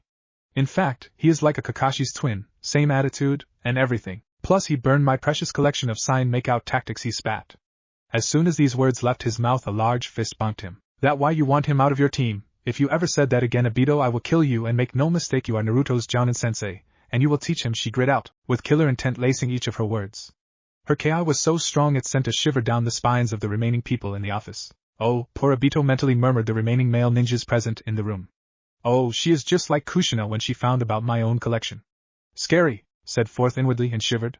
He coughed to gain the attention of his students, and asked them to report. Sensei Team 7 passes. Namato is just a hothead like Lady Kushina, while Sayuri and Natsuki are cool and patient. They work pretty well together and managed to capture me, although they need some training in their taijutsu and ninjutsu. Besides that, they are good. Kakashi finished. He was proud of his team. His team was well balanced, and could work well together, so all he had to do was brush up some of their individual skill, and they would be Chunin in no time. Okay, thanks for that, Kakashi. Now Rin, it's your turn, he replied and waited for her report. Okay, sensei, my team passed their exam. Although it took them quite some time to accomplish it, they managed to work together as a team. But they need to work on their teamwork. Kiba is brash and loud and jumps into a battle without any plan. Hinata is strong but lacks confidence, and Shino is cool and calm but lacks the determination to lead the team. With some intense training, they would be ready for Chunin exams, she finished as her eyes glancing towards her crush, who was still laying on the ground face first due to her punch. Very well, Rin. Now Asuma, would you kindly tell us how your team fared? Of course, Lord Hokage. My team finished their test quite easily. You can thank Shikamaru for that. He quickly deduced the objective of the test and captured me with help of Ino and Choji. They are very strong as a team but lack individual skills. They have potential to surpass the last Ino Shikacho formation. They would be ready for upcoming Chunin exams soon. During this whole conversation, Obito managed to regain consciousness and stand up from the ground. Well, Obito, how about your student? Asked Fourth. Well, everyone was looking forward to his answer. Naruto managed to get inside Obito's head in one day. Minato knew too well that Naruto could be a big headache because of his pranks. A long time ago he managed to paint the whole Hokage's mounted orange in broad daylight. How he did that was still a mystery, but that caused him too much trouble. It reminded him of Kushina when she was younger. He smiled inwardly and positioned himself to listen to Obito's report. Well, sensei, he passed in half an hour, mumbled Obito. Listeners could not believe what they heard. What? How can he immobilize you so quickly? You are a jounin for Kami's sake, Obito, replied Minato harshly. He knew that Naruto was a tricky little bastard, but come on. Obito was supposed to be Leaf's one of the most powerful ninja. They could not believe that Naruto managed to capture him so quickly. So will you explain this, Obito? Don't tell me he caught you off guard because of that stupid orange book.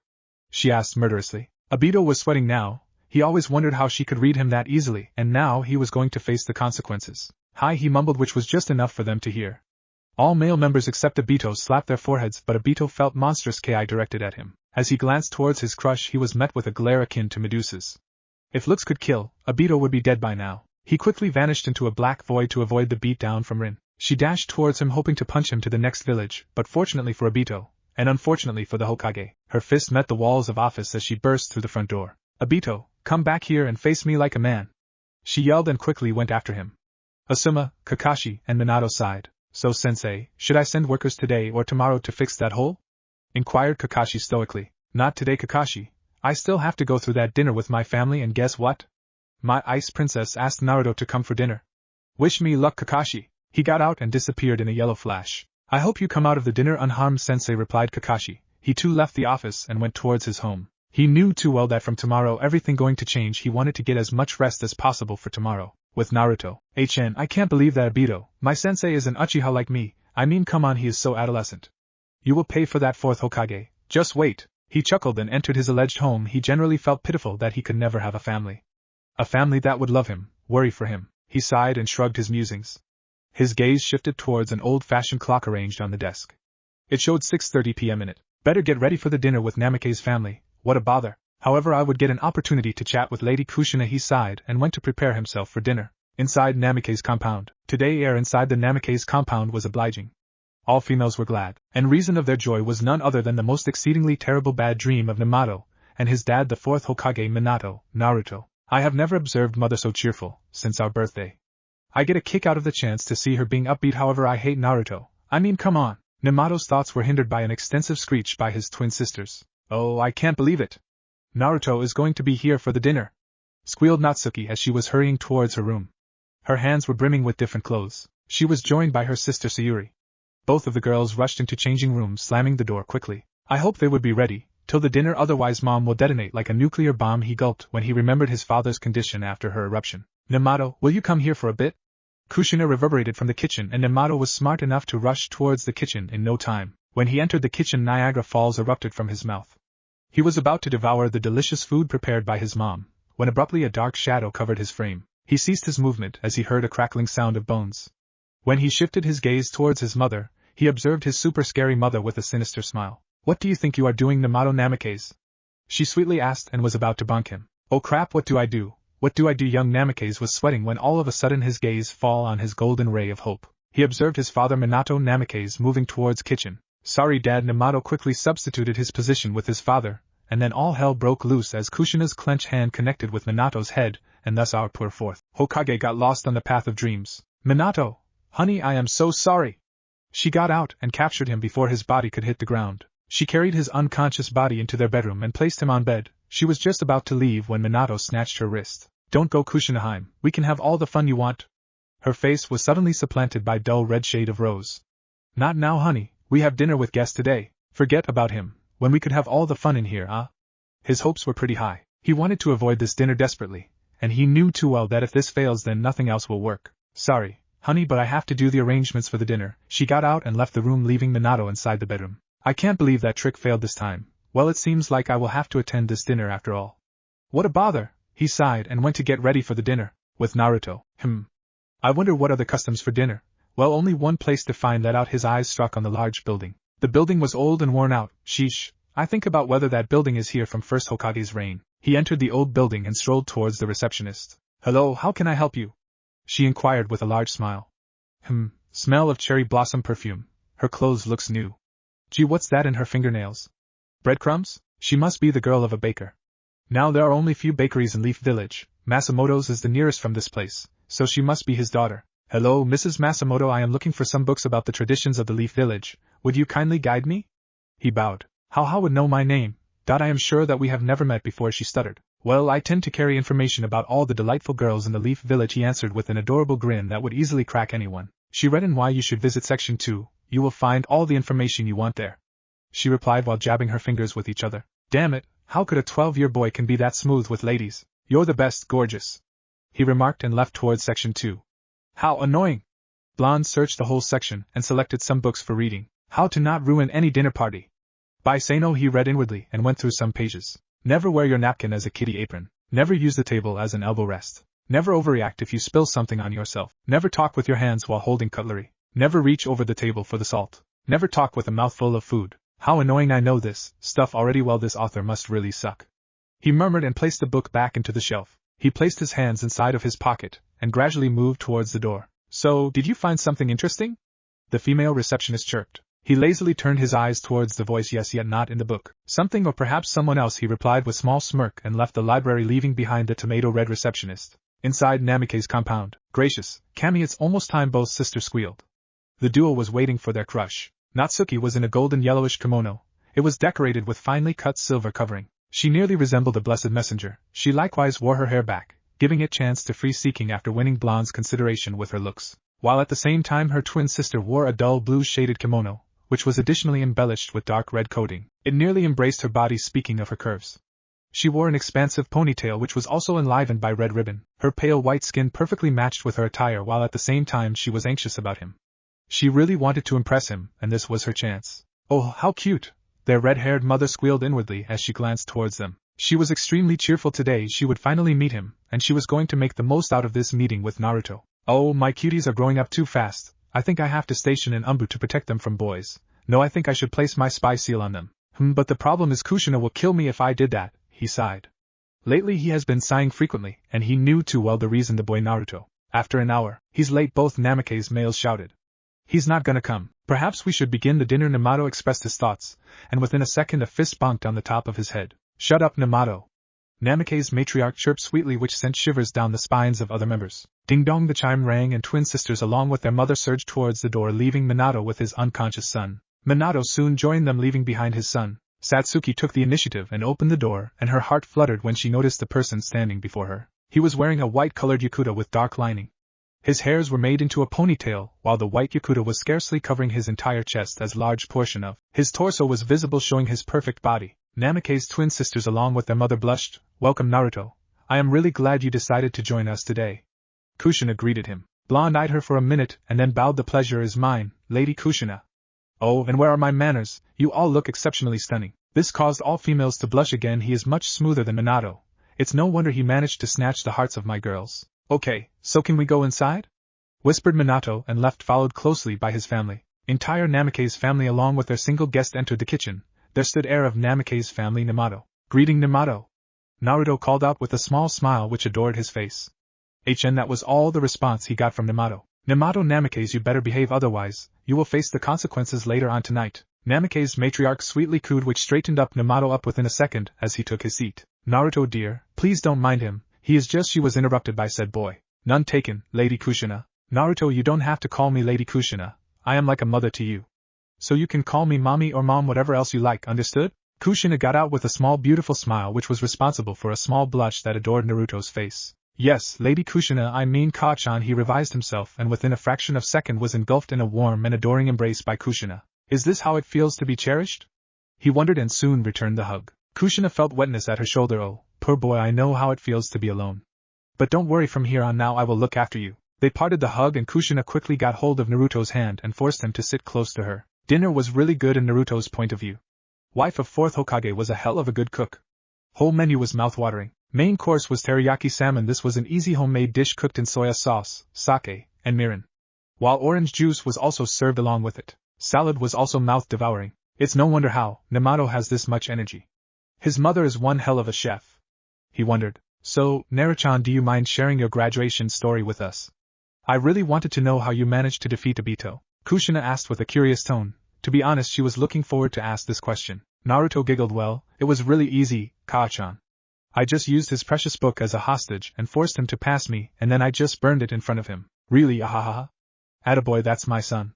She chirped. She was very proud of her boy. Really, to be able to stall Obito and burn his precious book in front of his eyes must require some serious skills. I don't really mind helping you to destroy the secret stash of books of the 4th Hokage here, Mom. He replied with his evil eyes glued to 4th Hokage. That squirt. Better get ready to teleport back to the office. Minato was sweating as his loving wife was out of trance for a minute, and then all of a sudden, what? Minato, what is he talking about? She almost shouted. I don't know anything about it. He tried to defend himself, but when he observed a small smirk on Naruto's face he knew too well that his chance was over. Ka-chan, you should come over to the office sometime and check inside his desk. If I am not mistaken, then it was loaded with a vast reserve of make-out tactics alongside with sake from NT Mayaboku, he added with a smirk and sitting tight for an explosion of Kushina Uzumaki, or also known as Red Death of Leaf. Minato, she almost pounced on him, but he wisely teleported back to his office. Remaining Namikaze members just sweat dropped. I can't believe our dad's a pervert, Namikaze clan heirs wondered. HRR, that Minato, he's gonna get it when he returns. She was flooding with rage. Her beloved husband was snatched by those filthy books written by none other than his sensei. It's worthless to waste our time on 4th Hokage. We should destroy the root of this problem, which is the author of these books. Jiraiya, Naruto answered with teasing tone, was able to divert Kushina's rage towards him. Yes, you are absolutely right, Jiraiya, I am gonna destroy all of your work, just you wait. In the land of Wave, a large man about 6 feet tall, with white-colored hair made into a one large ponytail, wearing a chain-mail armor with red jacket over its knees. Some hot chick must be calling the great Toad Sage, he wondered as his imagination went rogue and some perverated giggles escaping his mouth. Little did he know bad days were up ahead for his work. So Ka-chan, do you mind if I asked you a favor? Naruto sweetly questioned. He extremely preferred calling Kushina mother, and little did he know her heart fluttered when he called her that. Of course, Naruto-chan, I don't mind, she replied. She was curious about him. She knew that he was a self-dependent, and he never liked any help, and would always try on his own to achieve anything. Well, if you don't mind, I want to learn the art of sealing from you. He finally managed to ask her about it, and was waiting eagerly for her reply. Oh, of course I will teach you, but I'd better warn you that it is very difficult art, and I will not be soft during our training. She cleared her role as a sensei. Inwardly she was glad that this boy was eager to learn art of sealing. Absolutely, Ka-chan. I don't expect you to be soft with my training. He bowed in front of her, showing his respect to his newly found sensei. Great, now mom's gonna be a fangirl too. Nemato sighed and went to his room without sparing a single glance towards his mother. With Team 7, target acquired, about 10 meters away from me. Give me the signal, I am ready, believe it, whispered heir of the Namikaze household. His attire was a blood-red shaded shirt, which was matching with his hair. His ninja headband was firmly tied to his forehead. He was wearing black shinobi sandals with white-colored shorts. Imagine Sasuke's attire with crimson-red t-shirt. I am in the position as well. Target is around 5 meters beneath from my position, Natsuki answered. She also wore her forehead protector like her brother. She was wearing a golden yellow-hued top and black-colored skirt at the bottom. Her legs were guarded by shin guard and shinobi sandals. She was looking like an angel who descended down on the earth. Come on, let's do it, Satsuki replied. Usually, she preferred to take things slowly, but today was something different about her. She was profoundly energetic. Her attire was screaming beauty and elegance. She wore a white-colored top which did a very poor job of hiding her curve, while she dressed a dark blue-colored skirt in the bottom with shin guards and sandals similar to her sister. But unlike her siblings, she wore her head protector around her neck. All right, team, move, Kakashi ordered as 3 colorful blurs shot forward towards their target. All right, target acquired. Nemato grinned, but within a second his grin was replaced by a frown as the so-called target started to redecorate his face, so he quickly shoved it into his sister's hands. All right, my cute little Genins, mission to capture lost pet Torah is completed. Kakashi I smiled. Team 7 left towards Hokage's office to complete the mission and to deliver the target. Inside Hokage's office, an expansive glare possessed the face of Leaf's 4th Hokage. He was confronting his most exceedingly awful bad dream paperwork. Every day he would finish his opponent, and within 24 hours his enemy would regenerate to haunt him. He was extremely tired of this perpetual brawl with his opponent, and for his dismay, his beloved treasure was looted by his cherishing spouse, although he still managed to conceal a single book from his wife. His hand was moving towards the desk, and then suddenly Team 7 strolled into the office. So you managed to capture Torah at last? Minato chuckled as he quickly managed to hide his lone book inside the desk. Daddy, we want a higher ranked mission, demanded red-headed Namikaze heir. He was the carbon copy of his mother. Minato sighed, however, was extremely happy that his little girls took after him. He searched inside to find a C-ranked mission but frowned when found nothing. Sorry, Team 7, no C-ranked mission for you guys today, come back tomorrow. You can also have rest of the day off if your sensei allows it, of course. 4th finished. He was cheerful as well because C-ranked mission generally wind up outside the village, and tomorrow they would be able to start the mission early in the morning, without much of the risk. Indeed, all of you can have a day off. Simply meet me tomorrow at our usual spot for the mission. Kakashi gave his signature I smiled to his team and sensei and disappeared in a swirl of leaves. So, kids, how's the training going on? With Obito and Team 11. Come on, kid, finish it up already. It's not that hard to finish painting that wall. Obito was enjoying these missions. Why, you ask? Because all he ever did was just relax and forced his soul genin to work on these errands while perusing his favorite orange-colored book. That was all the response he got from the blonde. Blonde was changed. He never complained about these missions, and that's why Obito was so inquisitive about him. After a couple of hours, Blonde finished the painting and poked his sleeping sensei with a wooden stick. Don't ask where he got 1xdxd. Ouch, what is it? Muttered Obito. He was just about to grab and do some perverted things to his girlfriend, and then suddenly he found himself lying on the ground and eyes peeled to his soul student. That was just a dream, however a pleasant one, he giggled. Quit daydreaming, you pervert, I have completed this mission. The blonde muttered.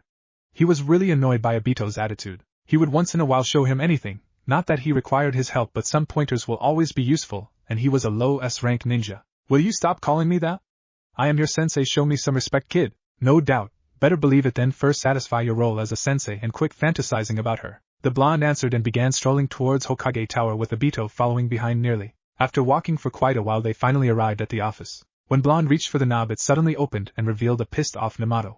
He shoved the blonde out of his way and left quickly, followed by his sisters. Natsuki and Sayuri stopped dead in their tracks as they noticed their crush. But without sparing a single glance towards them, Blonde entered the office followed by Obito, who gave them a quick wave before leaving. Inside the Hokage's office again. So, I assume you finished the mission?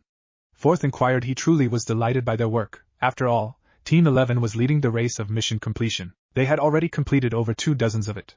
For those who don't know, 1 dozen equals 12 units. Yes, Lord Hokage, we finished the mission. Obito spoke with a grin which resembled Fourth's. Excellent job, Team 11. Naruto, I want you to go and collect your payment, and you are also dismissed for today. Fourth ordered. Naruto nodded and left the building without sparing another glance towards them. So, Obito, how's Naruto doing?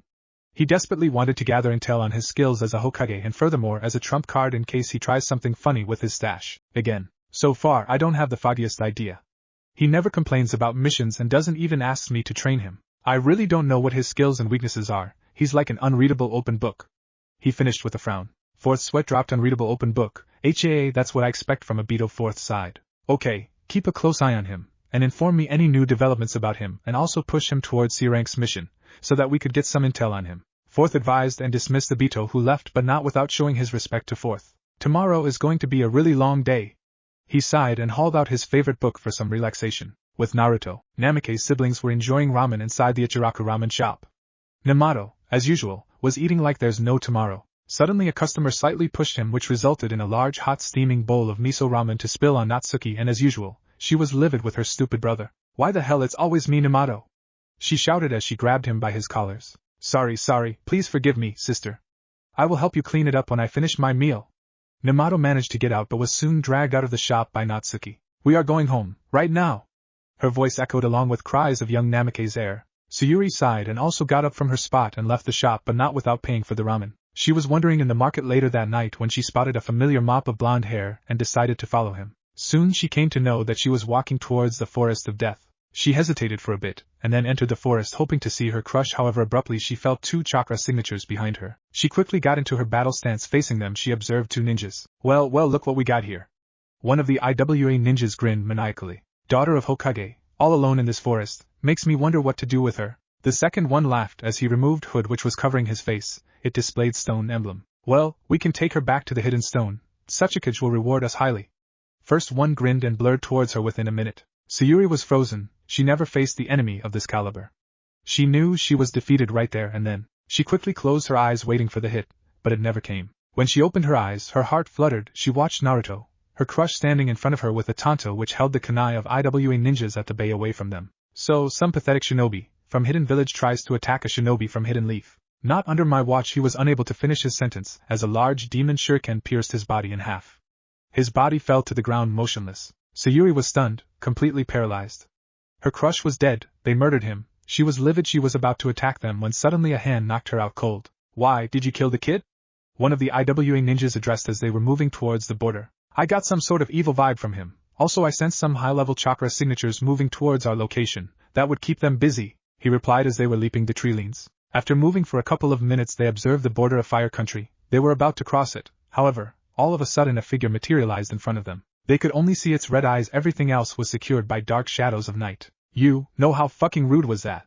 Well, I guess you guys will find that out pretty soon. Naruto grinned and raced towards them at a blinding speed, and within a minute a body collapsed to the ground. What are you? I killed you! He almost screeched. His heart was racing 1,000 miles per hour. Blonde was moving towards him slowly. Genjutsu, he muttered as he made an eye contact with his prey. Well, you must be mistaken then, cause I am alive and well as you can see me. He grinned and continued his approach towards the enemy. Stay STI away, you monster.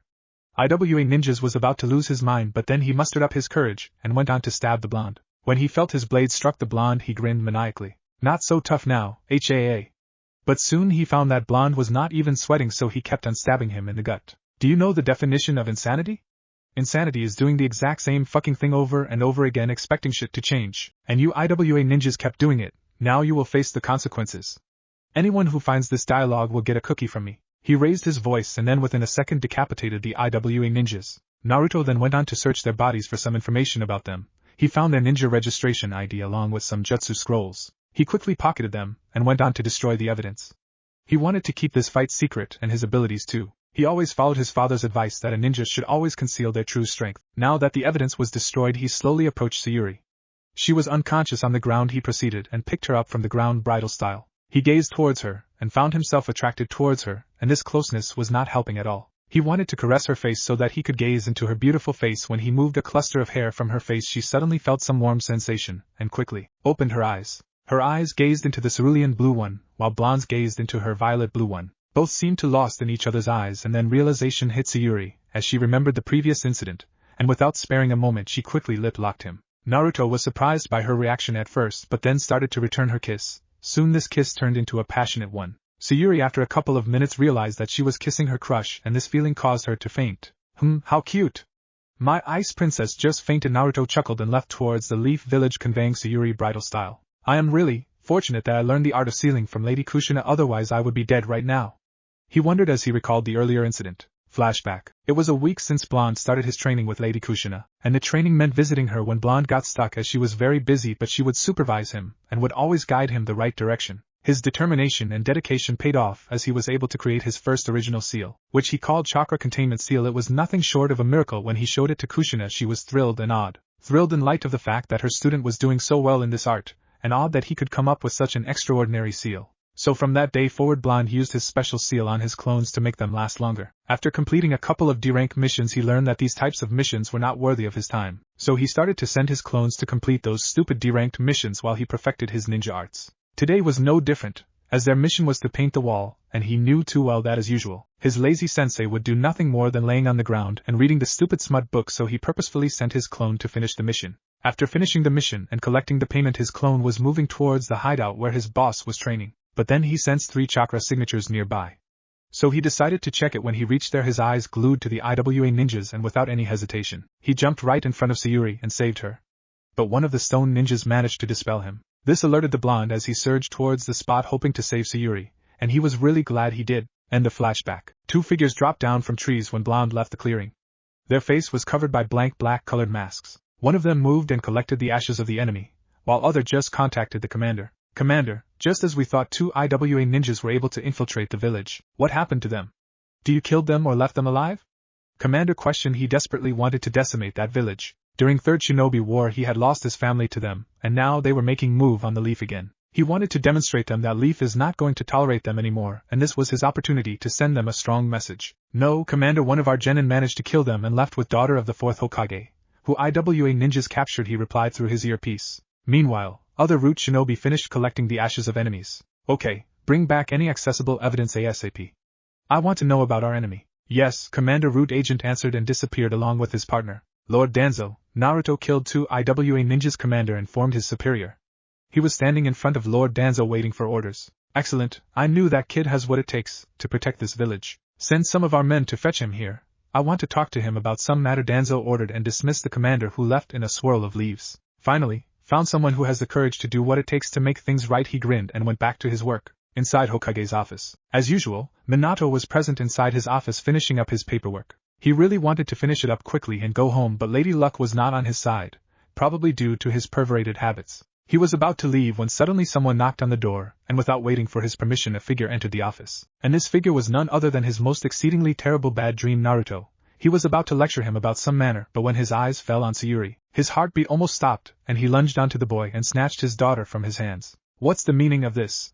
He shouted. He was irate now. Someone hurt his ice princess, and he didn't care if it was the boy standing in front of him. Sheesh, you need to calm down. I just saved your daughter, and that's how you offer your gratitude to me, he teased. The blonde was enjoying this moment. Why, you ask? Because he had some kind of fetish to piss off the 4th Hokage. What do you mean saved? And from whom? Minato questioned while placing his daughter on the couch.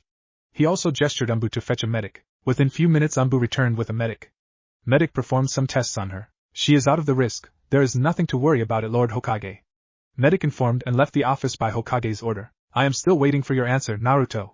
Fourth reminded Blonde, who responded with a sheepish grin. I will answer you, however, you'd have to send these personal guards of yours outside. Very well, Minato muttered and motioned Umbu to leave them alone.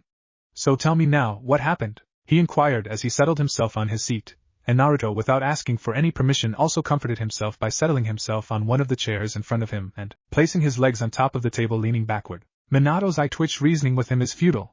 I don't get how Kushina got along with him. So, did you ask me something, Lord Hokage? He teased again. He was expert in terms of pissing him off, and now he was pushing right buttons and knew too well that explosion was near. I asked you what happened out there. Force shouted. He had reached his boiling point and was going to explode. How predictable. Naruto wondered. Calm down, I will tell you, Lord Fourth. Now listen precisely. Blonde warned and informed him of the incident. After a couple of minutes. So, let me get this straight. 2 IWA ninjas entered our village, kidnapped Sayuri out of all the people, and tried to flee to their village, and you a genin scared them off and forced them to run.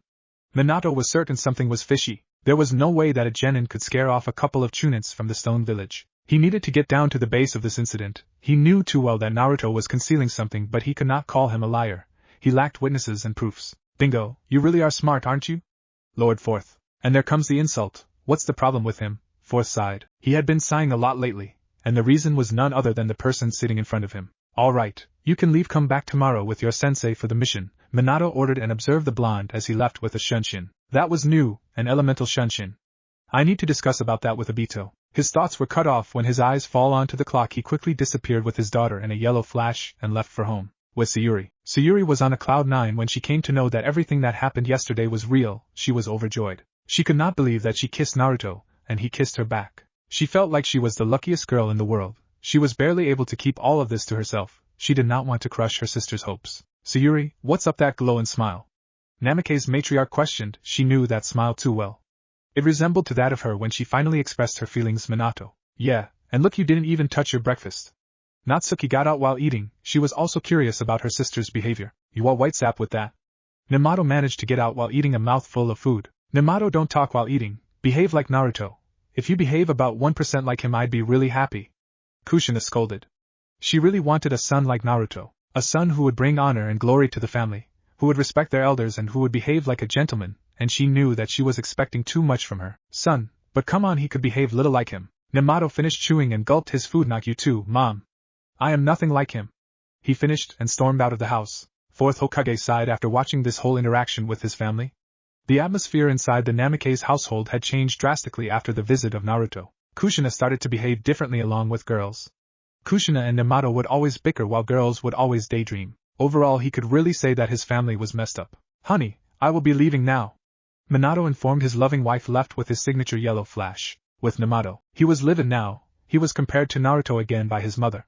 Seriously, he could not understand what was so special about him. But he knew one thing: sooner or later he was going to destroy the said blonde. Why, the ugly faces? On Namato, a voice echoed from the tree. Kakashi-sensei? Yo! What's up, my favorite cute little genin? Kakashi questioned as he deposited his favorite orange book inside his pouch and focused all of his attention towards Namato. It's about Naruto. What's so special about him? Everyone keeps praising him. Even my own mother tells me to act like him. What's so special about him? Namato got out. He really was sick of this. You see, Namato, Naruto here grew up without his parents.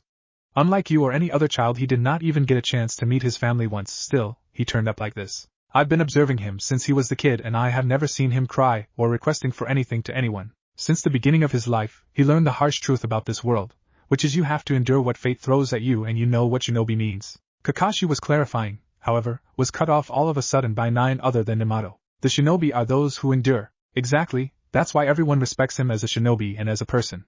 He endured everything all by himself without any support. He never gave up in his life and turned up to be a good person. It is very difficult to become a good shinobi, but it is more difficult to become a good person. Always remember that, Namato. Kakashi smiled. He was happy that he could inform and guide Namato. He knew too well that Namato was too innocent for shinobi world, whereas Naruto experienced some of the shinobi world as a child. All right, I have decided. Namato grinned. He was full of energy. His eyes were filled with enthusiasm and passion. What? Kakashi questioned. He was slightly curious about his decision. He knew that this tale would motivate him, but he never ever thought that it would do something like this to Namato. I have decided that I will surpass Naruto, and I will defeat him in one-on-one battle in this year's Chunin exams. That's good and all, but who informed you that I will allow you guys to enter the competition this year?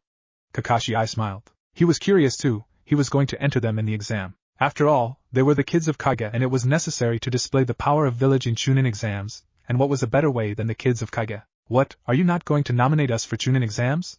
Namato inquired. He really wanted to enter this year's Chunin exam so that he could beat up Naruto, and show the village that he the strongest genin. Well, to nominate a team to Chunin exam, there are certain requirements. One of them is that team should at least have about 24 of D-ranked missions under their belt, and by my calculation, we lack about a dozen more. Kakashi replied as he withdrawn his orange book for reading. What, that many? How many other teams finished? He really wanted to know their position in this chain, and he was hoping that their team was at top of it. Well, Team 8 finished 16, Team 10 finished 20, and the best part is that Team 11, which consists of only one genin, completed 28 missions. Kakashi finished as he turned the next page over of his book but soon covered his ears due to the redhead. What, how come we are the dead last? Namato screeched. He could not believe that their team was dead last in the missions department. Well, do you know someone who whined about we want high-ranking missions? Or I am not gonna do another D-rank mission. It's because of this we are this far behind from other teams. Kakashi replied and turned up another page of his book. Hey guys, what's up? Natsuki made her presence known as she along with her sister Sayuri entered the training ground. Later was looking too much excited and happy. Do you guys know that we are dead last in missions department? And we need to complete another dozen of D-ranked missions to qualify for Chunin exams, Namato informed his sisters. He shouted so hard that it almost destroyed others' ears. What? Namikaze's twin sister shouted. It's all your fault, Namato. Because of you we are this far behind. Natsuki finished. She was not happy at all. She could not believe that they were dead last in missions department. Sayuri was also disappointed by this news and she desperately wanted to catch up to the other teams. Alright team, if you want to enter the Chunin exams we better hurry towards Hokage's office for our mission, Kakashi replied as he again deposited his favorite book inside the pouch and left towards the building. Minato was going through the mission requests. He was on his own quest to find a simple C-rank mission for his kids. He went through all the C-rank missions yet was not able to find an ideal threat-less mission. He moaned and was about to take a sip of water much to his dismay as his stash of sake was confiscated by none other than his adoring spouse. Unexpectedly, entryways of his office went totally open as Team 7 strolled in with their Jounin sensei Kakashi Hatake. We want a C-ranked mission, father! Namato shouted. His eyes were loaded with passion and he was motivated. He was ready for this. He wanted to display his strength and wisdom to the shinobi world. Slow down, Namato. Kakashi's sweat dropped. Minato sighed and hauled out a C-ranked mission scroll. He was glad that he managed to secure a C-ranked mission scroll for Team 7. Alright, Team 7, listen up. Minato got out and was successful to gain their attention. Your mission is to retrieve the inheritance of Ugarashi family. The fourth was then all of a sudden cut off by his own child. Awesome, let's go everybody. He was about to jump out of the office, but then suddenly he felt a hand snatching his collar, keeping him glued to the same position. He twirled his eyes and noticed that his sensei was holding onto him while having his own face shoved inside his favorite orange-colored book. Stop it. Namato let sensei finish the briefing. He finished and pocketed his book. Minato coughed from Fire Daimyo, and I just want to say be careful. And Namato listened to Kakashi, and no more running into trouble and behave before Fire Daimyo. Understood? Minato cautioned and hurled the scroll towards Kakashi. Okay team, let's go. Kakashi showed some enthusiasm and left, following behind his team. In the wake of strolling for quite a while, Team 7 reached to the village gates, where the eternal gate guards Izumo and Kotetsu were present. Hey, Kakashi, first C-ranked mission? Izumo addressed. He was extremely envious of these Jounins. These Jounins could travel with their genin teams to the different villages while he was stuck guarding the village gate alongside his accomplice Kotetsu. Better believe it, C-ranked mission folks, see you later. Kakashi smiled and shoved his face into his book again. Outskirts of Leaf Village, Namato was leading the team, while his twin sisters covered the flanks and their sensei Kakashi got their back. Namato was getting exhausted, he was tingling for some fight, but to his dismay, this mission was like a stroll in a recreation center. They were traveling for about 20 minutes, and still not a single interesting thing happened. So, I have been itching to ask. What does this inheritance contain? Namato questioned. He was clueless about it as usual. Natsuki murmured, how could we know about that dummy? Yeah, you are right, Natsuki, as always, ha. Namato replied and went back to his position while others just tailed him. So, Kakashi-sensei, tell us something about your genin days. Sayuri was excited. She wanted to know about her sensei's team. On the other hand, Kakashi's sweat dropped as his eyes were under Sayuri's puppy eye jutsu. He sighed and stashed his orange-colored book inside his pouch. Well, you see, Sayuri, I was a genin for about a month. He was then unexpectedly hindered by a noisy shout. What? Kakashi grinned anxiously when he caught the expressions on their faces. Namato and Natsuki were livid and unhappy while Sayuri was flabbergasted. How come you get to be a chunin in a month while we are stuck as a genin for around 3 months? Namato inquired. That was inadmissible for him to stick as a genin for extensive stretch. He really wanted to become a chunin and lead some high-level missions. Kakashi, I smiled. Well, I trained hard and was made chunin during the exams. It as straightforward as that, you know. Hey, don't you mock me, Kakashi-sensei. Namato replied and whirled his head far from his sensei and concentrated on the path in front of him, looking out for any danger. Exactly, Namato, don't mock me, Kakashi, I smiled. Hey sensei, did all of your teammates become chunin in the first try? Natsuki decided to ask. Meanwhile, there was a shadow following them, without making any noise. Kakashi sighed. This conversation was heading nowhere well. I managed to crack the exam on the first attempt while Rin and Obito managed to crack it on their second attempt. Ha, I knew it, Kakashi-sensei is stronger than both of his teammates. Namato chirped in while walking down the road. Kakashi sighed. Well, actually Obito is stronger than me. Obito is an S-rank ninja while I am a low S-rank ninja, Kakashi finished, and he knew too well what was coming, so he covered his ears immediately. What? Natsuki had enough of her brother, as she bonked him on the head. Will you stop screaming, you blockhead? Your screams really hurt my ears. Namato fell flat on his face due to the impact. Beyond any doubt he mumbled and stood back up, scratching back of his head. Meanwhile, Sayuri was lost in her thoughts. So, if Obito-sensei is an S-ranked ninja, then Naruto will surely be training hard and learning some cool moves right now. I have got to catch up to him. Little did she know that it was exactly opposite of her assumption. With Naruto, as usual, the blonde was training at his secret location. He was feeling drained and parched, so he had sent his clone to gather some food and water supplies for him. It's 12:30 and it's been around an hour since I sent the clone to fetch the supplies.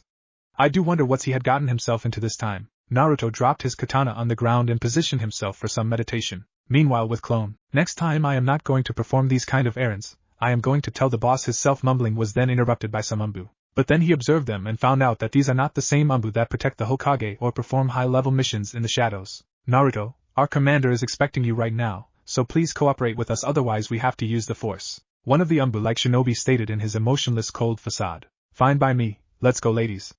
Naruto chuckled and went ahead with his Sunshin. Did he just? Yes he did, come on let's go. Leader of squad interrupted his subordinate, and they all followed behind him. After a couple of minutes, the phony Umbu squad reached their destination. Sir, I don't see him. Yeah, he must have been lost. It's obvious that our base is in the secret location. It is impossible for a genin to discover its location, leader boasted, and started walking towards the base. So leader, what are we going to tell the commander? He is going to beat the crap out of us. One of the squad members scrutinized the leader. Don't worry, I will handle it. The leader replied and signaled them to follow him. After walking for a couple of minutes and going through some checkpoints, they at long last made it to the commander's cabin. Okay, squad, whatever happens just follow my lead, understood? Umbu squad nodded and entered the cabin. They all bowed to the commander. So, where is he? Commander questioned. He was utterly disappointed by this team. Team 13 was one of the worst team in the Root Division, hence they were assigned to do these kinds of errands. Sir, it is because of these useless pricks our Team 13 failed to bring the target. What? You moron, that's what you meant by handling the situation, you jerk. His squad members exploded onto him verbally. Alright, enough squad 13. Commander got up from his chair and gestured. Within a minute an agent appeared. Agent, ensure these boneheads tidy up the toilets for about a month, and keep a close eye on them. Agent nodded and left with shivering squad 13. You know that's not a way to treat your comrades. A voice echoed, and within a minute dozens of agents surrounded the commander. Who are you? If you want to live, surrender yourselves. Commander threatened. He was curious, though it was the first time that someone has managed to infiltrate the Root facility. Is this how you welcome your guests? I am not very pleased, Commander. Same voice resonated, but this time it was concentrated at a single spot, and then a blonde-haired kid came out of the shadows. Oh, it's you. Agents, leave us. Commander ordered. All the agents left them alone. You know it's not an easy task to infiltrate this facility. Commander praised the blonde and started walking towards him. Yeah, but you know it's impossible to ignore a monstrous tree with a large building carved right into its trunk too. Naruto chuckled as he got down from his position and was standing in front of the commander now. Indeed, my child. A rogue voice got the attention of both Naruto and Commander. Later soon recognized the voice and kneeled in a spur of a moment. Lord Danzo, my apologies, but the commander was abruptly interrupted by this man known as Danzo. No need to apologize, Commander. Now will you excuse us? Danzo stated and gestured Naruto to follow him. The blonde followed him, and soon they were inside a large fancy room having fancy furniture. Damn, you surely got some fashion sense, old man. Naruto grinned and comforted himself on a chair, and as usual, he positioned it in such a way that his legs were resting right on the Danzo's table. So, Danzo, tell me, why did you call me? Naruto questioned as his eyes were peeled onto the said old man. Well, you see, Naruto, there is something that concerns me, Danzo said while gazing right back onto the blonde. And may I know what is it? It's about those stone shinobi that you massacred on the borders of Fire Country. Danzo opened up his mouth and could see a glimmer of outrage in Blonde's eyes. I don't have any idea what you are talking about, old man. Naruto half grinned, with Team 7. Hey, Kakashi-sensei, how much longer? A certain red-haired genin whined. Guess who? Ma, where's all of your energy now? Show some enthusiasm, Namato. Kakashi grinned while perusing his favorite orange-colored book. Namikaze's twin sisters were also tired of all this walking. Finally, look, there's the daimyo's place. Namato grinned and began strolling towards the destination, followed closely by his sisters and Team Sensei. After a couple of hours, they left daimyo's palace.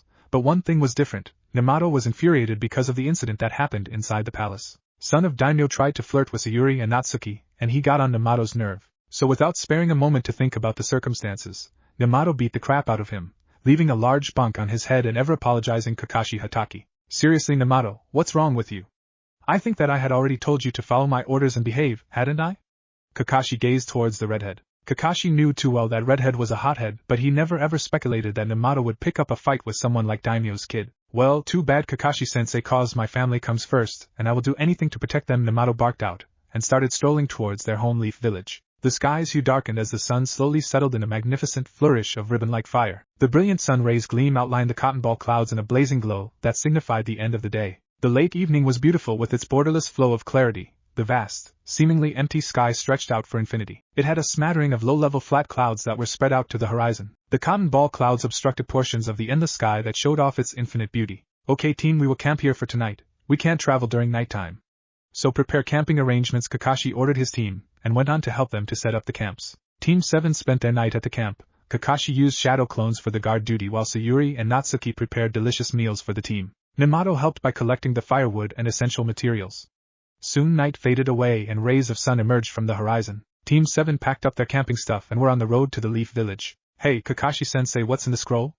Do you know about it? Namato bombarded his sensei with the questions. He really wanted to know what's inside the scroll. His instincts were telling him that the scroll contained some kind of cool weapon, and he wanted to check if his instincts were true. Kakashi sighed. His students were handful. Well, Namato, you see, this is a sealing scroll and it can only be opened by its owner. Kakashi clarified while keeping his eyes glued to the book. Ha, how come? Namato pouted. He was really weak at the art of sealing. Why, you ask? Because it required deep study, and whenever there's deep study you could expect Namato to doze off in an instant. His mother and father were genius in the art of sealing. His sisters were prodigy too in that art, but he was really pathetic in it. That's why he solely focused on his ninjutsu and taijutsu. Don't you pay any attention to Mom's lectures? She had already explained about the sealing scrolls and their abilities. Natsuki jeered. Sometimes she wonders why her brother is such an idiot, and she was 100% sure that he had some sort of ADHD. She did? He mumbled and just gazed towards his sister. Yes, she did. Now I remember. He false grinned. Phew, that was close one. She was about to pulverize me. He sighed inwardly. Team 7 and their sensei were busy in their conversation while a shadow was chasing them. Come on, let's do this. Suddenly Kakashi leapt and dragged his team of genins to the ground. Ouch. What was that for, Kakashi-sensei? Namato whined. Shhhhhh. Look up there, Namato.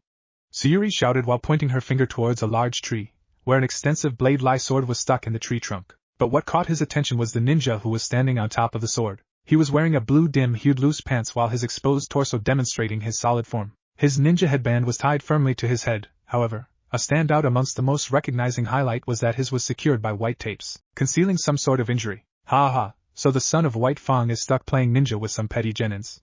It's really pathetic, you know. Zabuza Momochi, demon of the mist, what are you doing here in the land of fire? Kakashi got out. His mind was running 1,000 miles an hour. This is bad. I can't fight and protect my team at the same time. Don't worry, Hatake, I am not here for the bounty on your head. Just give me the scroll and I will leave you and your petty genins alive. The now known Zabuza grinned maniacally as he retrieved his sword. What's he talking about, sensei? What bounty? Namato questioned. He was scared. He could feel the killer intent of this ninja. A single gaze into Zabuza's eyes and he could clearly tell that he was willing to do anything to accomplish his mission, even if it means to kill someone. We will talk about it later. Now Team 7 get into the Manji formation and watch each other's back, Kakashi ordered. His eyes were glued onto the Mist Shinobi, waiting for his opponent's any slight movement. So I get the honor to fight you, Hatake. Very well, let's do this. Mist Shinobi blurred towards Kakashi, who met him in a halfway, protecting himself with a kunai while his opponent Zabuza was trying to overpower him with his sword. Ha, pathetic. You can't defend yourself against my sword with that kunai. And then suddenly his kunai turned into the dust. Kakashi was dumbstruck. Zabuza used this moment and slashed him vertically. Kakashi-sensei, don't worry, I am fine, Kakashi uttered out. There was a large slash on his torso. Blood was dripping like a rainfall from his body. Zabuza licked his opponent's blood which was present on his blade. Oh, negative. I love the taste of your blood. Such a rare blood group. Zabuza grinned as he watched his adversary, all battered up and blood gushing out of him. His sword, it just decomposed my kunai. That must be his sword's special ability. Hand-to-hand combat is out of option. I must rely on the ninjutsu and genjutsu, Kakashi speculated. He went through some hand signs and was about to unleash a fireball on his opponent when suddenly he winced and halted his jutsu. What's happening? He mumbled. Surprised? I think I should educate you about my sword's abilities. First is that it can disintegrate any weapon it touches, and the second one is the most deadly. Zabuza laughed but was then interrupted by Namato. What did you do to our sensei? You bastard! Red-haired genin exclaimed. He unsheathed his kunai from the pouch and was about to rush into the battle when a hand suddenly grabbed his shoulder. Don't, Namato! Let me handle him. Just take care of your sisters. Promise me. Kakashi got out as he managed to get back on his feet and went into his battle stance. I promise, but Namato was unable to finish as he was interrupted by Zabuza's laugh. How amusing, and how are you going to defeat me, Hatake? As I was explaining earlier before that squirt interrupted me, my sword's second ability is that it can cut the chakra pathways too, and from my guess, you have about 15 minutes before you will lose your consciousness. So do tell me, how are you supposed to defeat me in 15 minutes? Zabuza grinned and slowly started to stroll towards his prey. It's easy, I will improvise. Kakashi got out and moved towards him at a blinding speed. I just have to avoid the physical contact with his sword and I will be good, Kakashi pondered as he dodged Zabuza's swing. Stupid, moving, you scum, and I will cut you into the pieces. Zabuza was swinging his blade like a maniac. He was famous for his silent killing technique which he performs with his hidden mist jutsu. But this was Land of Fire to his dismay, as this country lacked favorable conditions for a water user. He can't use his ninjutsu due to the weather of this country. This is my only chance. Kakashi wondered and went for a right hook which his opponent blocked. Zabuza then went for a horizontal slash with his sword, but Kakashi leapt upwards and lands right on top of his sword and connects with a devastating sidekick to his opponent's face. Zabuza was struck so hard that he was thrown away like a ragdoll. He grinned and got up. Yes, come on, give me more, Hatake.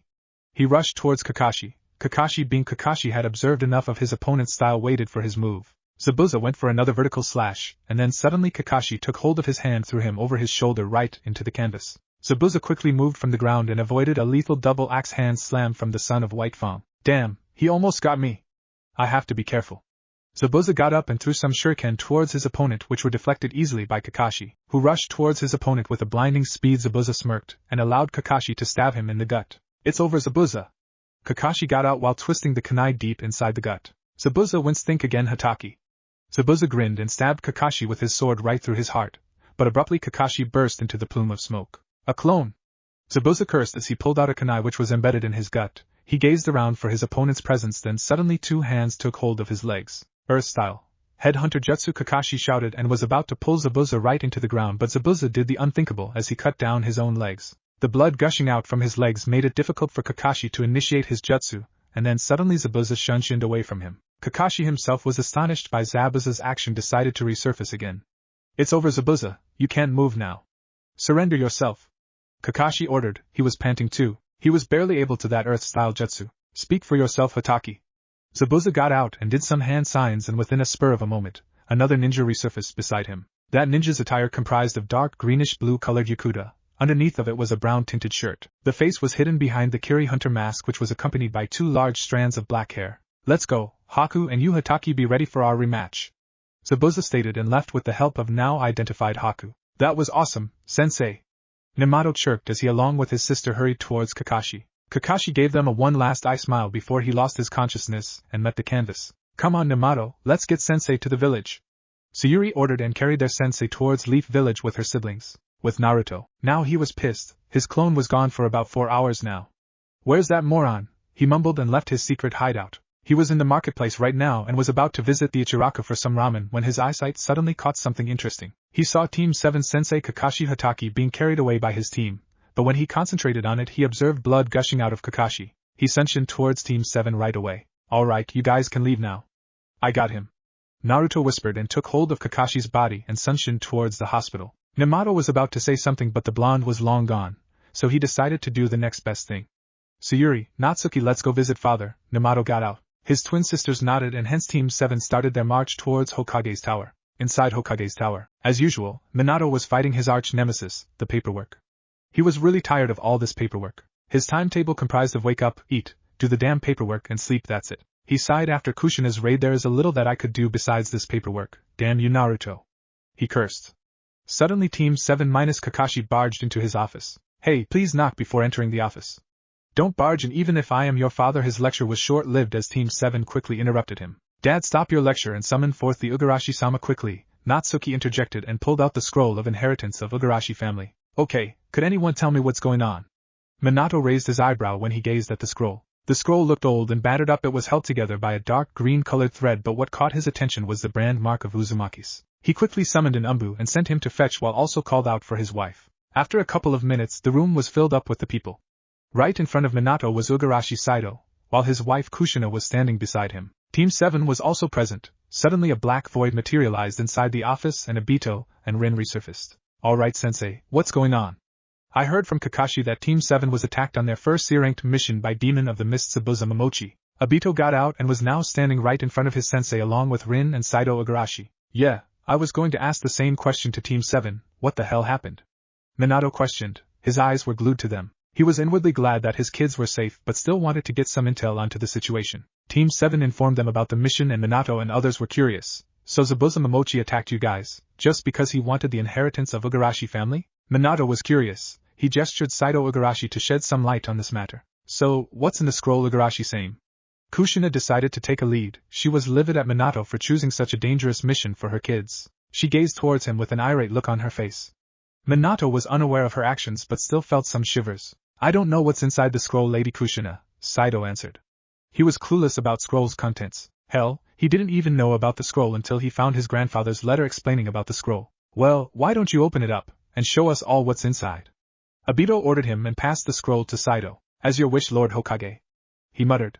Saido bit his thumb and splattered his blood on the scroll, and soon every individual in the room stood up. Eyes were about to bulge of their sockets. A rogue voice resonated inside the office. Well, would you look at that, a hallowed Kana? Inside Hokage's office, and soon every individual in the room stood up. Eyes were about to bulge of their sockets. A maverick voice resonated inside the office. Well, would you take a gander at that, a hallowed Kana? Everybody twirled their heads towards the source of that familiar voice. Naruto, what are you doing here? And how long you have been here? Fourth inquired. They were so ignorant about their surroundings that they failed to sense his presence until he decided to speak. Quit sneaking upon us, Naruto. His alleged sensei Obito snarled. He was an S-ranked ninja and his own student capable to outsmart him. No, this was unacceptable for him, especially in front of his girlfriend. He was about to lecture him about some manners but was soon interrupted by none other than his girlfriend. Shut it up, Obito. And Naruto, will you tell us how do you know about this? She threatened Obito while asked too sweetly to the blonde. Later quickly figured out that he needs to answer her question quickly. Well, I read about it in a book, Naruto answered and entered the office through the window. He strolled slowly towards the artifact. It was extremely an eminent perfect work of art. He observed that there were no joints in the kunai, indicating that it was completely hewed from a solitary bit of a metal. Be that as it may, this metal was extraordinary and new. It was light yet tough. It sparkled brightly and reflected its surroundings. Well, I can totally believe that after all, I am the one who have to drag you out from that library for our training. Kushina intervened, and as usual, she was proud of her student. So, what's a hallowed kunai? Sayuri decided to question to stifle her interests, while her brother Namato was about to grab the kunai but was suddenly stopped by none other than his father, the fourth Hokage Minato Namikaze. Don't, Namato, it could kill you. Minato scolded his son and went on to tell the tale of hallowed kunai. Alright, everyone listen to me. Hallowed kunai is one of the most powerful weapon. It has legendary abilities.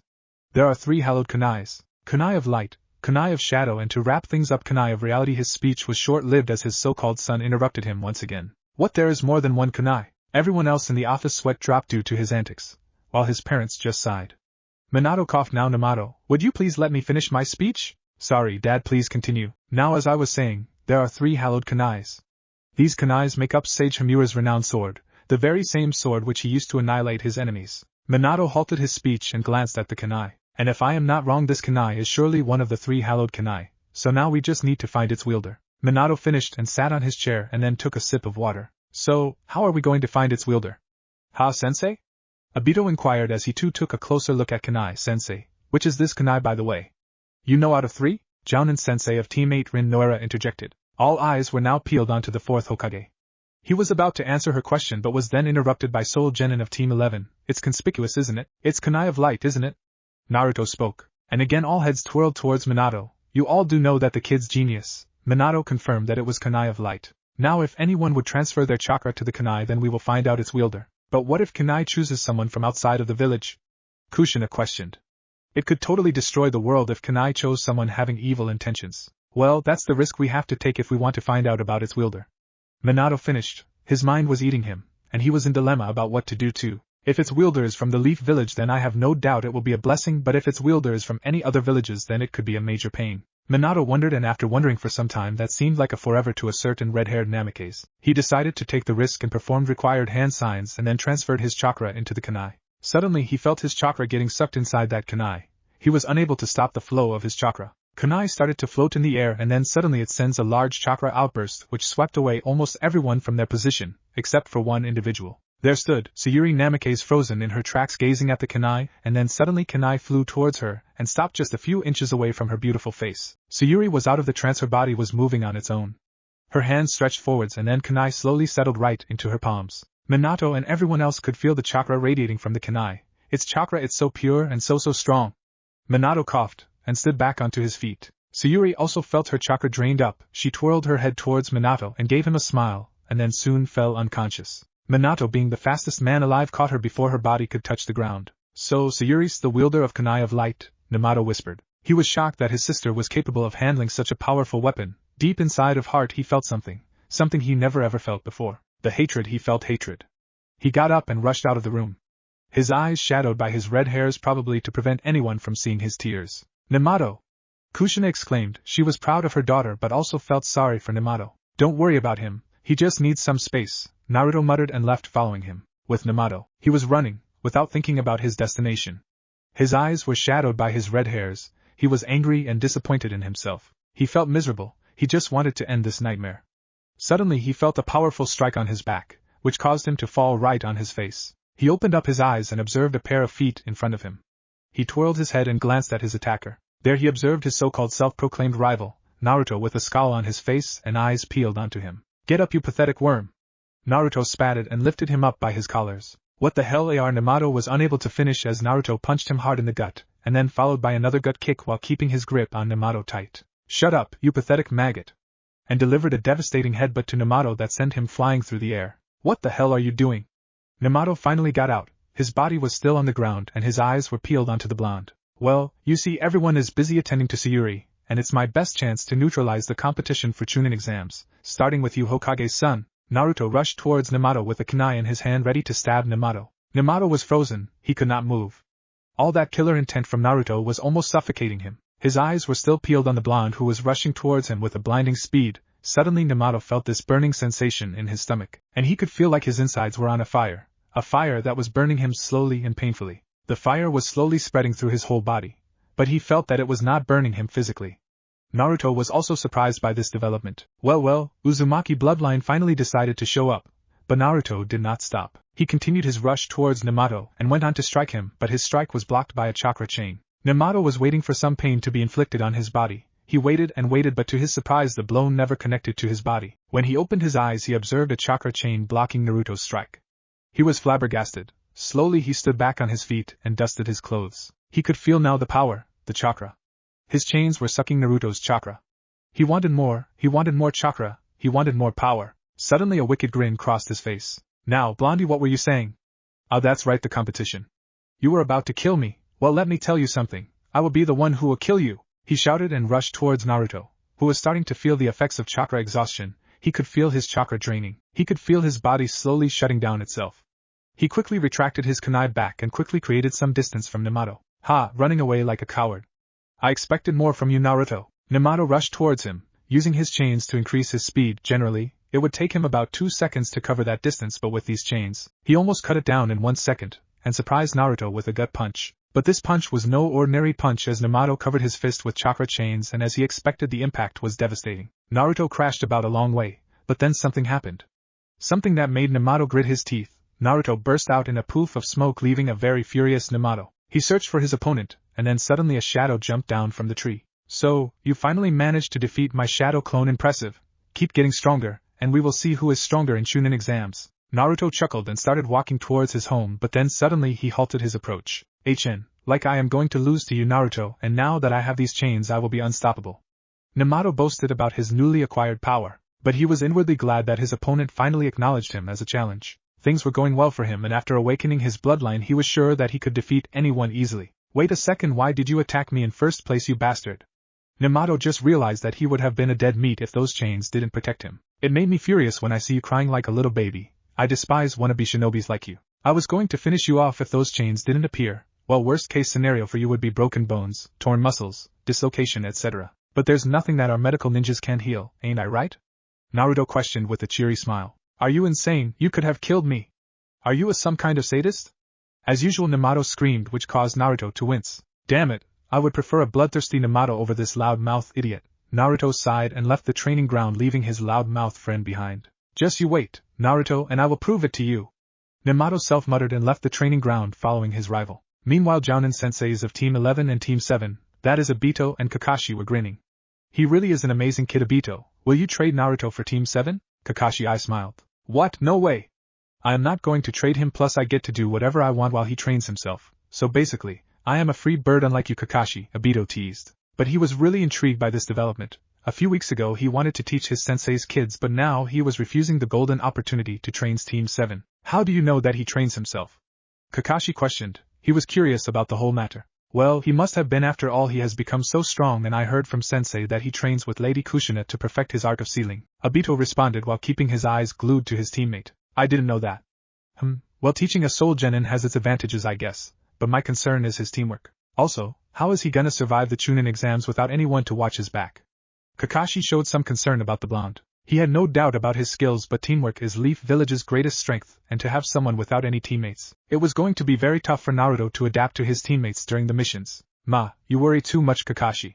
Besides, he has shadow clones to his side, and I was planning to drill some teamwork lessons into his thick skull in this upcoming week. Obito shrugged. But he was confident in Blonde's abilities. Well, then I will believe in you, my old friend, Kakashi replied and was about to leave. But then he twirled his face towards Obito and said also about the whole trading thing. It was just a bluff. I will not leave my genins in your hand, Obito. Kakashi smiled and disappeared with his shunshin. But he did hear something like bastard from his old teammate. Inside Namikaze Uzumaki household. As usual, the Namikaze Uzumaki household was happy. It was a decent day for the family due to the incidents that occurred throughout the day. Today their son Namato awakened the famous Uzumaki family bloodline, chakra chains. Kushina and Minato both were happy for their son. Kushina was happy to see that their bloodline will not be extinct in the near future, while their daughter Sayuri was chosen to be the wielder of one of the legendary Hallowed Kana, Kanai of Light. Minato and Kushina both were present inside Sayuri's room.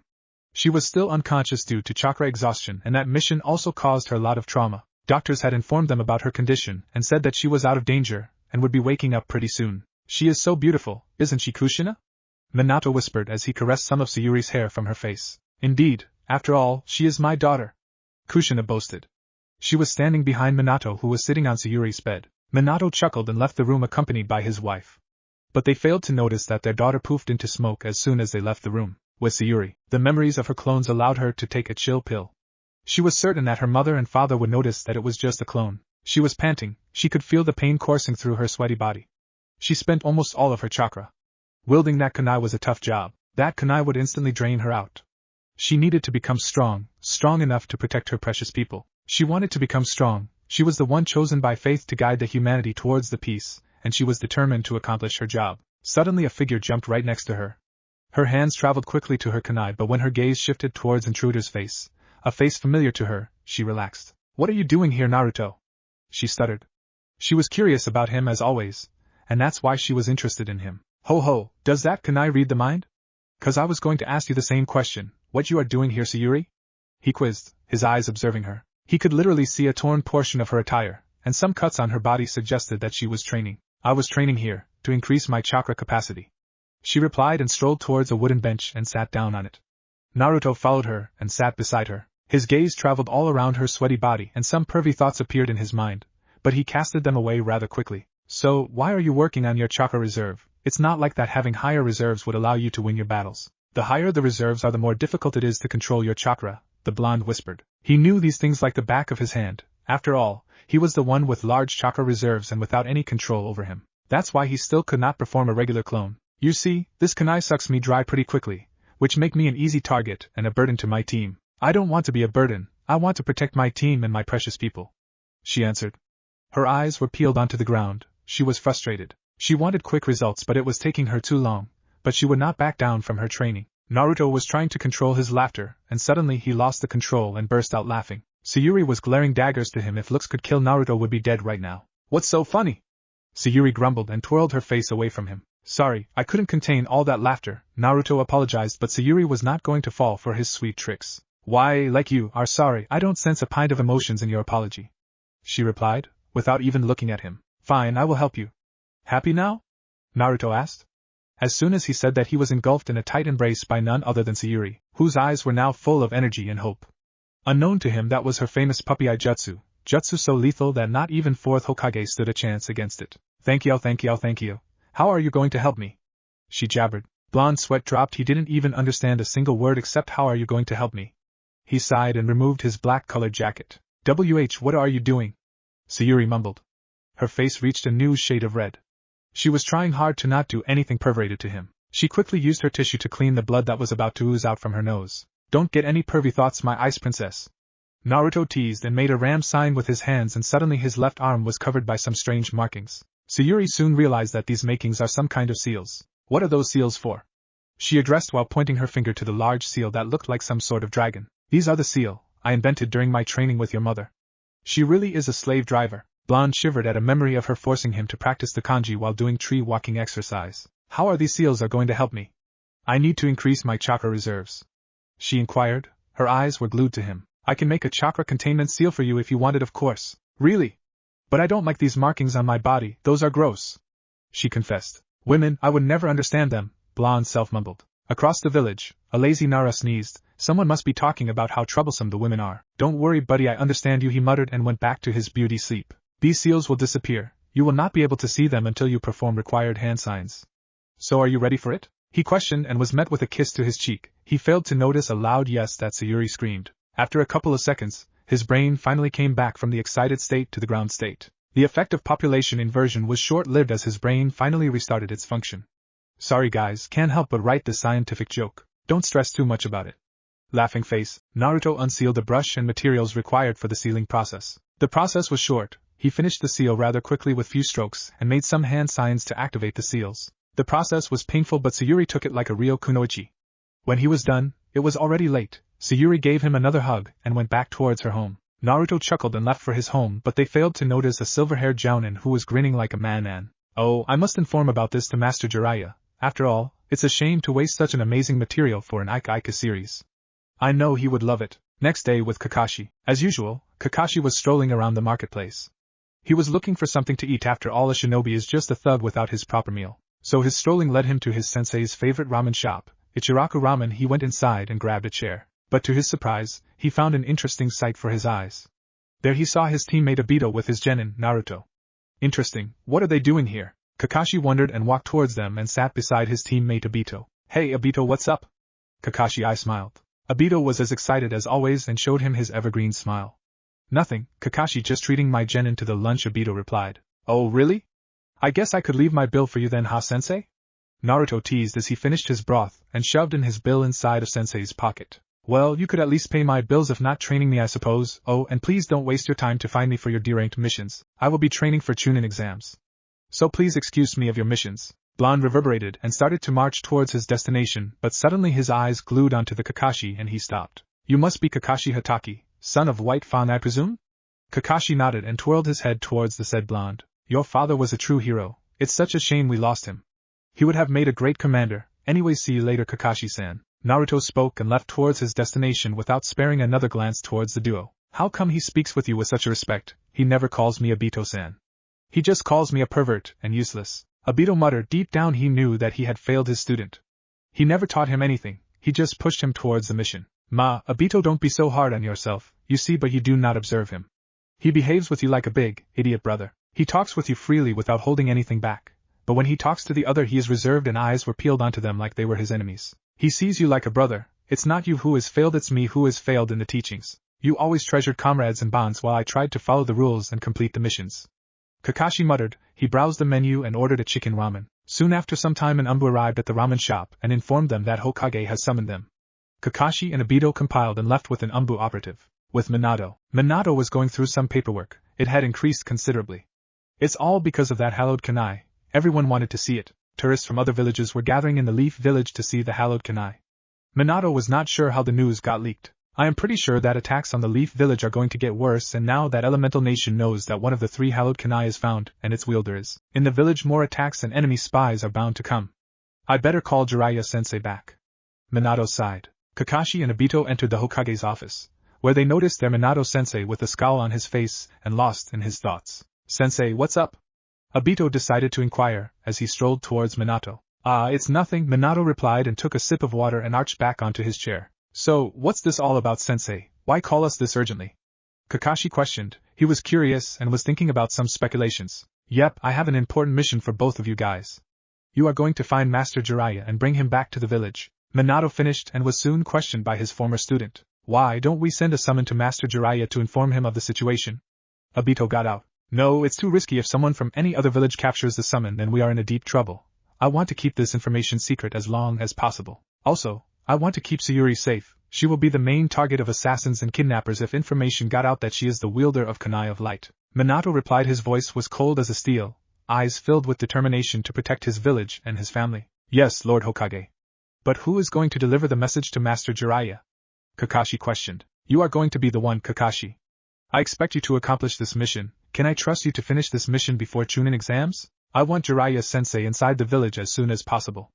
Minato questioned. He knew too well that this mission was a piece of cake for Kakashi. You can, Lord Hokage. When should I depart?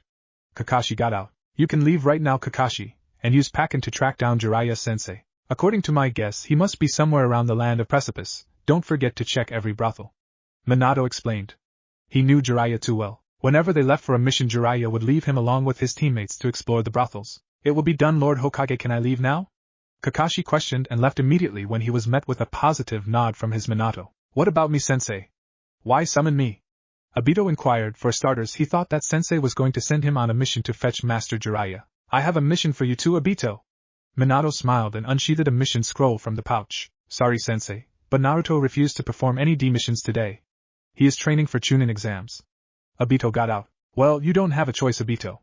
Besides, this will be a C-ranked mission, and you are going to lead Team 11 and Team 7. Minato explained and tossed the scroll towards Obito. Understood, sensei. Obito replied and was about to vanish into nothingness, but was then interrupted by Minato. Your client will be waiting for you at village gates. He is an old bridge builder, goes by the name Tazuna. About 60 years of age, white beard and straw hat on his head. Oh, and he drinks like there's no tomorrow. Minato informed Obito, who left by his signature Shunshin. Damn, I wonder if Obito would teach me that move. Minato self-mumbled and opened up his drawer. As soon as he opened up the drawer, his eyes were lit up like a Christmas tree. There inside his drawer was the latest Ike Ike Paradise, 3-some edition. He was glad that he managed to smuggle this book from the bookstore. Now he was going to enjoy the latest masterpiece of his sensei. This was the first time that someone from the Elemental Nation managed to come across the Arisher Ocean. But it was not the last time. Lord Orochimaru, we have arrived. Captain of the ship informed as he walked inside the cabin of Orochimaru. Orochimaru was perched on the seat. The cabin was dull, it lacked light. His whole body was engulfed by the shadow. His hand was caressing some kind of creature. The creature had yellow slitted eyes. His body was covered by white-colored fur. Excellent. Prepared to land, and will you send Kabuto in? I need to speak with him about some matter. Orochimaru grinned as his creature managed to engulf him with his body. You really are a clever boy, aren't you, Baku? Snake Sannin whispered. After a couple of minutes, Kabuto entered the cabin. Sweaty and looking pathetically weak. You summoned me, Lord Orochimaru? His voice was scarcely capable of being heard. What happened, my child? Don't tell me your stomach can't digest some seasickness? Orochimaru snickered while his pet slithered its tongue out. Not everyone is blessed with an iron stomach like you, my lord, Kabuto replied and coughed up some vomit. Indeed, my child, start the preparations and gather some interesting specimen. I heard that land of wildlands is blessed with some intriguing bloodlines? Yes, my lord, I will start the procedure, and please take it easy, my lord. Your condition is critical, you need rest. Kabuto warned his master and left the cabin to start the preparations. Soon I will have the fruit of my hard work. With Obito. Obito was cursing himself. He was on a C-rank mission with his soul Genin and Team 7 minus Kakashi. Their mission was to escort Tazuna to his village, Land of Waves. Up until now, Namato and Tazuna were bickering like children, while Naruto and Namikaze's twin sisters were silently walking down the road. They were walking for about 3 hours and they could feel the change in the atmosphere. Humidity in the air was increasing, while the temperature was reaching towards zero. The road started to blur as well as their surroundings. It was getting harder and harder to breathe normally. Don't you think it's getting hard to breathe?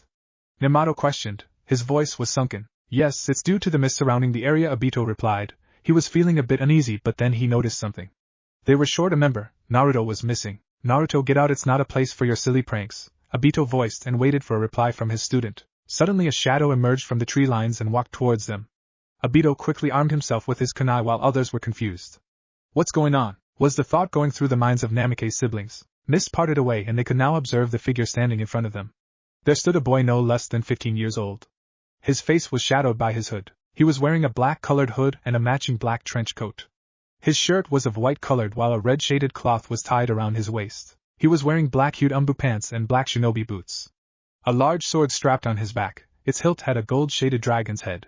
Obito was tensed. Chakra signature of this figure was almost suffocating him. It's no good, he's on a whole another level. I can't take him head-on. He abandoned his thoughts and suddenly leaped towards his genins and tackled them to the ground. They merely managed to get away from that blow. Obito and members of Team 7 glanced towards the blade that nearly took their heads off, and there they saw the demon of the mist, Zabuza Momochi, with his apprentice Haku. Well, would you look at that, we meet again. But where's Hataki? Zabuza chuckled. His attire was slightly changed. He was now armed with a tanto too. Who are you? The enigmatic ninja questioned and stood in such a way that he was facing the demon of the mist head-on. I am demon of the mist, Zabuza Momochi. He was unable to finish his introduction as a dimensional warp opened behind him and mysterious ninja took his head off from his body. He sliced off Zabuza's head and reappeared at his previous location. It happened so fast not even Obito could track him with his Sharingan. He then sealed Zabuza's head inside the scroll and tossed it towards Leaf Ninja. I don't waste my time for hooligans like him. He could not able to finish his sentence as Haku attacked him with her ice needles. He effortlessly blocked them all and knocked Haku out with the same trick he used against Zabuza. Now where was I? Oh right. I don't like hooligans, they have no purpose in their life except for money, such futile. His voice was croaky. It was like he had a sore throat. Obito along with Team 7 were back on their feet. They could feel killer intent in the atmosphere. Obito was keeping up with him but others were suffocating. Who are you? Obito snarled, his Sharingan activated to keep a note of his slightest movement. The enigmatic ninja twirled towards the source of the sound and grinned. Well, look what we got here.